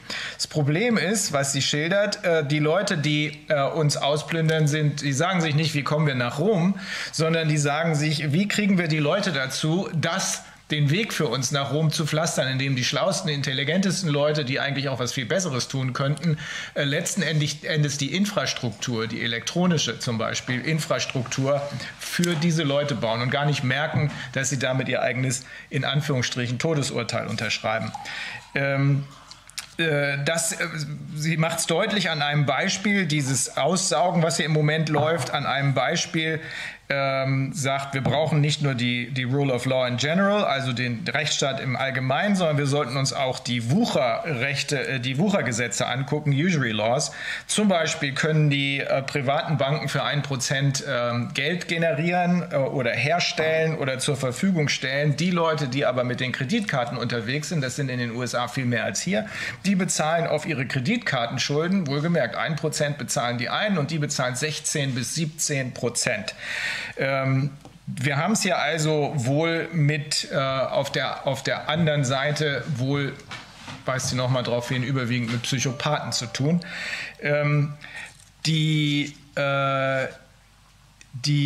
jetzt sind wir an dem Punkt, achso, sie hat festgestellt, dass hier Riesensummen gestohlen worden sind aus dem amerikanischen System. Und zwar hat man 95 offenbar die Entscheidung getroffen in den USA, oh mein Gott, die ganze Altersvorsorge, das kriegen wir gar nicht mehr hin, und Gesundheitsvorsorge, das schaffen wir sowieso nicht mehr.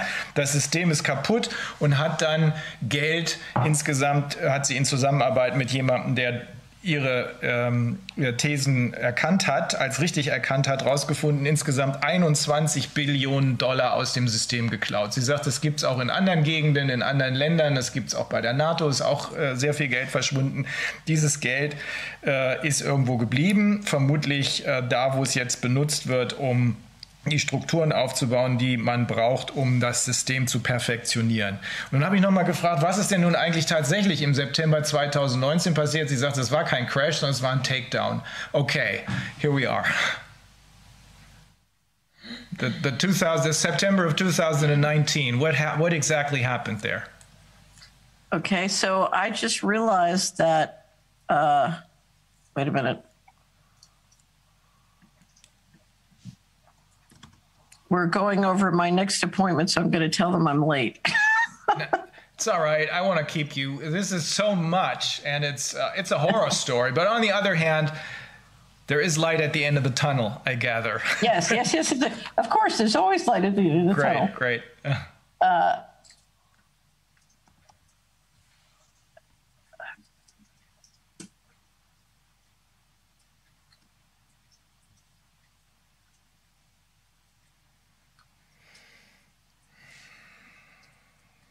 Okay. Oh God, that's terribly rude.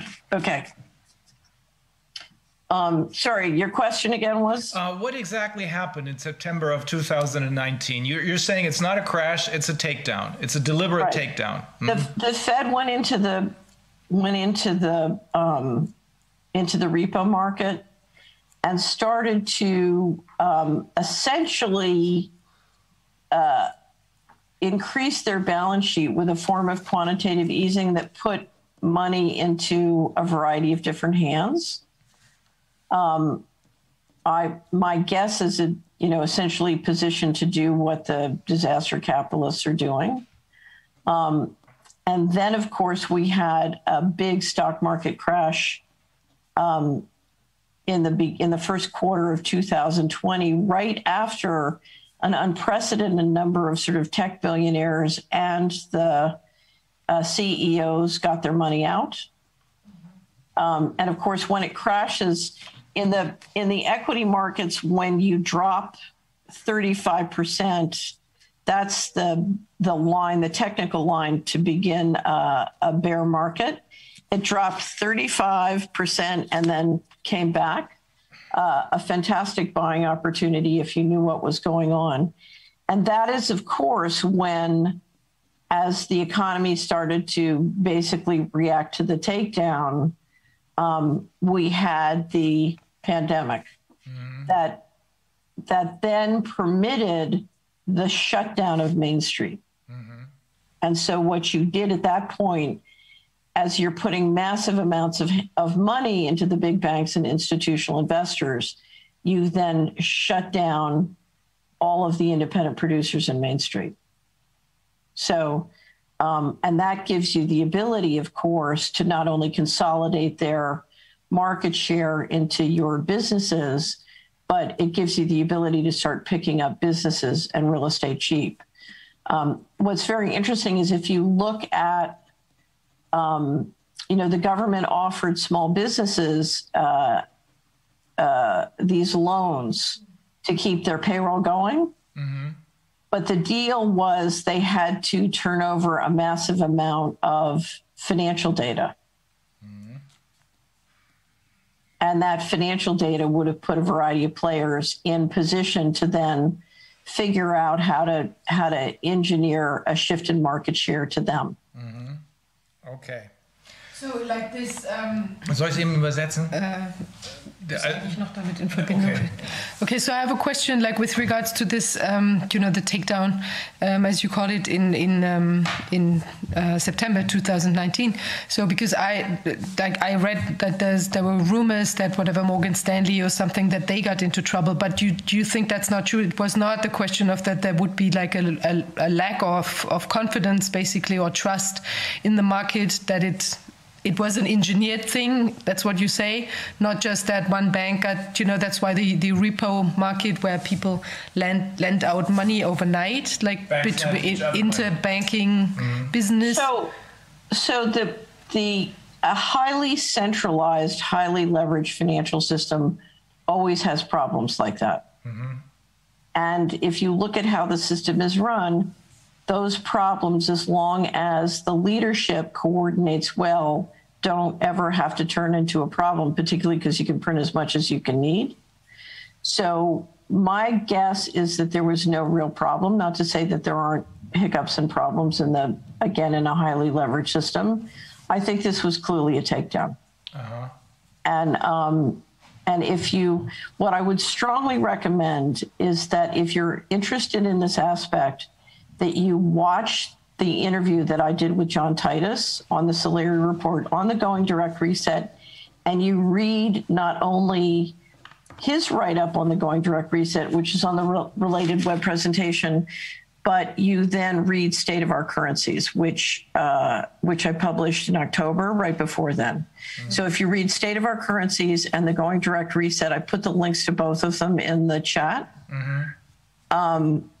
And they all have chronologies with it. And it's, you know, when you talk about re-engineering the financial system at that point, you're talking about something that touches all the money on the planet. So in one sense, we can talk about it conceptually as to make it simple, but it's really complex. Mm-hmm. Of course. So I strongly recommend you read that. And I think what we all need is we need a way for non-financial people to be able to understand exactly what they're doing and what's happening. And that's what we're trying to do. We're trying to get science and medicine and finance to all be able to understand what each other's saying. And that's you know, in that context, I also found interesting that, like in September 19, they put, I think it was like around $170 billion into this repo market, and then during the epidemic, or like when the epidemic started, they received, so the banks in total, I think at that point received, or like in maybe it was March or so, like $2,000 billion. So basically. And at the same time, they eliminated, you know, the amount of money that the banks, or the percentage of money that banks had to deposit when they wanted to hand out, give out loans. So basically, they then sat on these like super filled, basically like treasure boxes, or was heißt Schatztruhen? Right. Coffers. Well, it's very interesting because for many years, every year, all the investment advisors that I'm part of say they can't possibly keep the U.S. stock market outperforming the rest of the world for another year.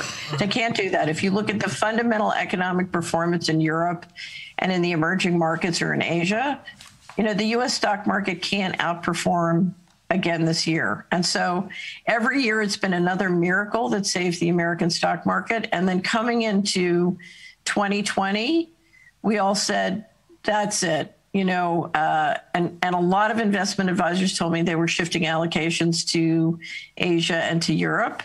And then, bam, the pandemic happens, the dollar's flying, the treasury market's flying, and the U.S. stock market outperforms all the markets. It was quite, here we go again. Mm-hmm. By very drastic measures, however. That, you know, what I think the people who, you know, one of the best commentators on everything that's happened for the last 2 to 4 years is C.J. Hopkins, who's in Berlin. He's right there. Do you know him? No. Does anybody know him? No. C.J. Hopkins was a very successful playwright who got so frustrated about what happened to Bernie Sanders, he started to write essays about politics. And if you look at that, Our Injection Fraud, where you're the hero, he's also in there as one of the best sources. He wrote an article called The COVIDian Cult. And what he describes in his essays is how literally a group of people declared war on populism. So starting in 2016, and I think you've seen a group of people, certainly in the United States, the people responsible for the dollar syndicate, which is much bigger than the United States, but they started a process in 2016 to destroy the independent producer and their role financing democratic activities and expressing a democratic or democratic impulse. And they think that COVID-19 has done a fabulous job of putting them back in power, and they're very pleased and happy with it. And if you look at their balance sheets, they've made a fortune. So this has been, from their point of view, politically and economically, a fantastically profitable and successful process. And they are very happy with it, and they are extremely proud of what they've done. And they're doubling down on the tactic. Who are these people? So, you know, my nickname for the group at the top is Mr. Global. Yeah. And basically the top layer is the owners of the central bank.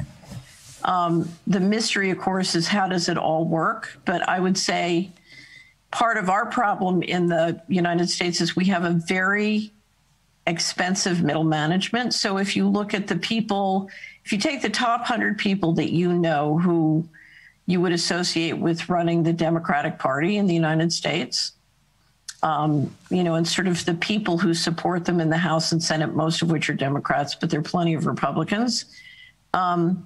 They are a political class, and I would say to a person, they're very pleased with what FASB 56 has done, and what the, sort of COVID-19 has done to consolidate their global power. Mm-hmm. There's another article I would recommend that Lee Smith just wrote called The 30 Tyrants, where he talks about how Athens used Sparta to kind of keep control by using a foreign power to attack their people.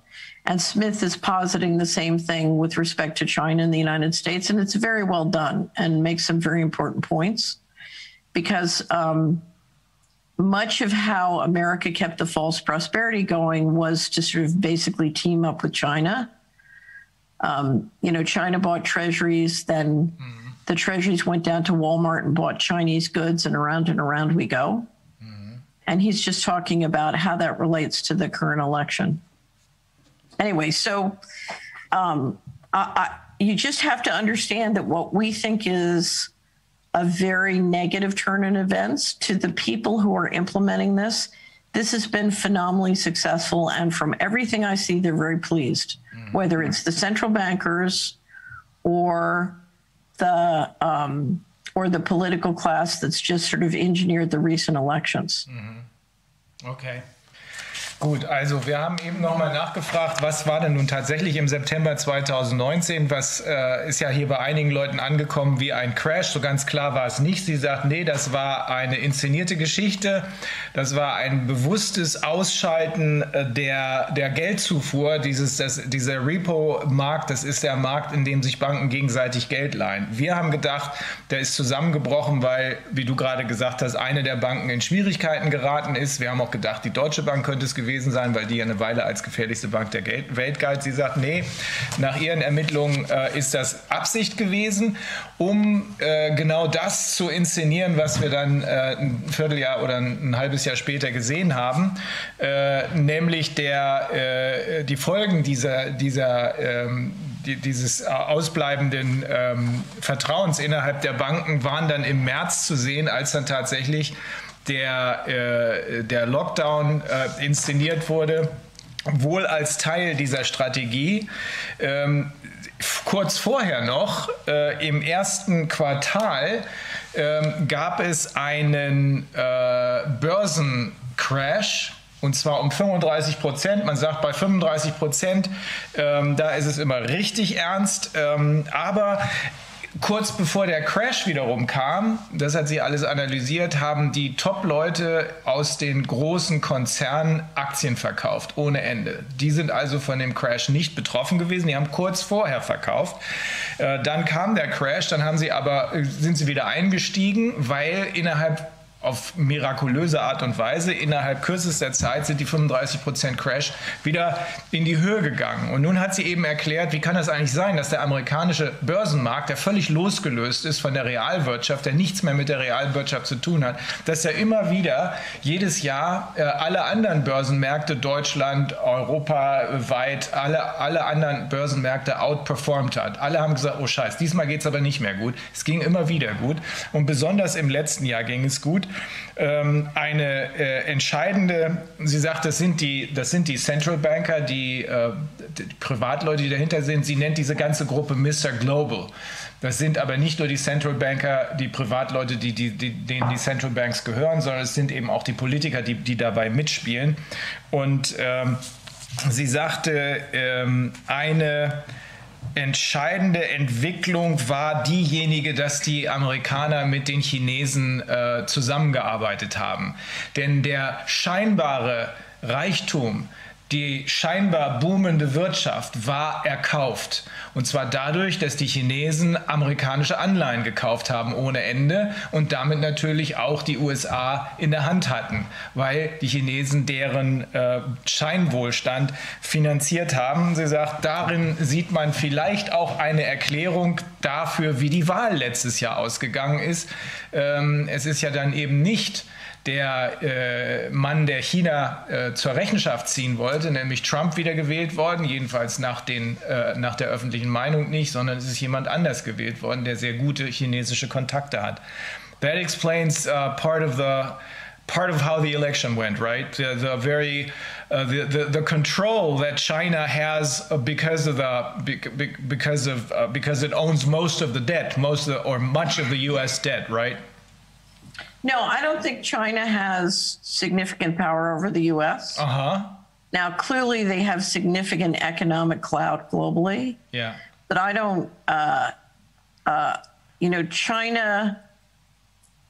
China is basically a creation of the G7. A successful China is. And so it's a much more complex story. But what you have is you have a situation where you have two groups of oligarchs scratching each other's back. So here's my suggestion. If you are interested, what I would say is the people who are interested, read State of Our Currency. I'll send you hard copies. Take a look at the video and the written presentation on Going Direct. Those are the best descriptions I know of what is happening in the central banking system. And then we do this again after you've had a chance to go through the material. Sounds good to me. Yeah, okay. Because this is a lot of information. But Yes. let me just very quickly clarify, because I just made a mistake. Also sie sagt, nein, es sind nicht die Chinesen, die die ganze Macht haben, sondern es sind zwei unterschiedliche Gruppierungen von Oligarchen, die sich gegenseitig bedienen. Aber die Chinesen, also die Macht in den USA haben, aber die Chinesen haben natürlich weltweit sehr viel Einfluss, sind aber die chinesische Macht, solange die funktioniert, die wirtschaftliche Macht, sind Kreationen der G7, sagt sie, also der entwickelten Länder. Es scheint sehr, sehr kompliziert zu sein. Die Story insgesamt scheint mir Sinn zu machen, aber das müssen wir uns genauer angucken. Okay, let me ask one final question. So if we follow your train of thought now, and you said that it's, they're basically like happy how it has evolved, the whole project, let's call it. Would you think that there's something that they have not taken into account? Like, for instance, I mean, you said that it's a lot about like secrecy, that it's not out there. And what we see now as like a global movement is that a lot of people are looking much more into the details. I mean, so both on the scientific side, but also like now on this financial side. And do you think that's going to be of some sort of, so you're going to pose some sort of threat to them, to the whole scheme, let's call it? That's an excellent question. And when in our wrap up the injection fraud, our first section is what we call the heroes. And we put together a list of all these many doctors, scientists, attorneys, researchers, journalists who absolutely extended themselves to get to the facts of what was going on and how to protect people, whether it was protect their money or protect their health. And I hadn't realized it until I put the section together. I was blown away by what this group of people had accomplished. It was amazing. And I think these guys had no idea, especially that the medical community would share and collaborate and communicate in high speed and figure out how to protect people in the way that they did. And I think it really backed them up because the shared intelligence of this global group of these people and many more like them was so fearless, so courageous, so intelligent, because when we operate together, we're so smart, in this kind of open shared intelligence. And I think that backed on the medical side, I think this backed it up tremendously and stopped a lot of the fear from accomplishing what they wanted. So I think they've been very frustrated. The other thing is, if you look at what they're trying to do with the injections, this is prototyping. This is experimentation. And it's very, very messy. And I think they're running into far more obstacles than they were hoping. And so that's why I think this thing of shared intelligence and what you're doing is so important, because it's like a jigsaw puzzle, both what's going on and then what we do about it. So we all have to keep putting down our pieces and trying things. And I just think we can figure it out and we can shift it in a positive direction, particularly because if you look at what they're trying to do, I think they're going to fail. It's so hard, it's so complicated, and it's so contradictory to life. And you have so many people in the leadership in that group who frankly are suffering. You know, people who win in a rigged game get stupid. Mm-hmm. And they are suffering from being in their own bell jar. Mm-hmm. So to me, that's why we have a great opportunity. And because I'm an investment banker, I just have to do this. So everybody listening, do they know how to support you? Because I think what you're doing is so great and so important. Yeah, we're really lucky because a lot of people seem to think that we're doing something good and they are supporting us. Of course, it's important because without donations, we couldn't survive. I mean, none of us lives off of the donations. We're lawyers, but we need to finance some of the lawsuits for people who can't pay for them. So let me make a suggestion. We have a Take Action crowdfund at Solari. Mm-hmm. So could you send me the information I need to put you up on the Take Action crowdfund? Well, that's great. And say, go support these people. And I would just say, if this has been useful for everybody listening, it is. How do they support you? How do they make donations? We have a bank account and they can transfer. They're money transfers. That's what they usually do here in Europe. I know. Do they know how to do that? Do they have a link? Yeah, there's a link. Mm-hmm. Okay. Mm-hmm. I'm an investment banker. I have to do that. Yeah. Okay. Well, this is incredible. Thank you. Thank you for the opportunity to meet with you. I wish I could drive. You know, it's not that far away. I wish I could drive. Are you in Berlin? Where are you? We're in Berlin, yeah. Mm-hmm. Yeah, so I wish I could drive down to Berlin and see you and see Jay Hopkins and we're going to have another meeting. This is so interesting and this is so much information. We're going to have to take a closer look at some more of the details. So we'll just if it's okay with you, we'll just try and get together again. Let's do it. Okay, great. Have a great day. Yeah, you too. Thank you very much. Have a great weekend.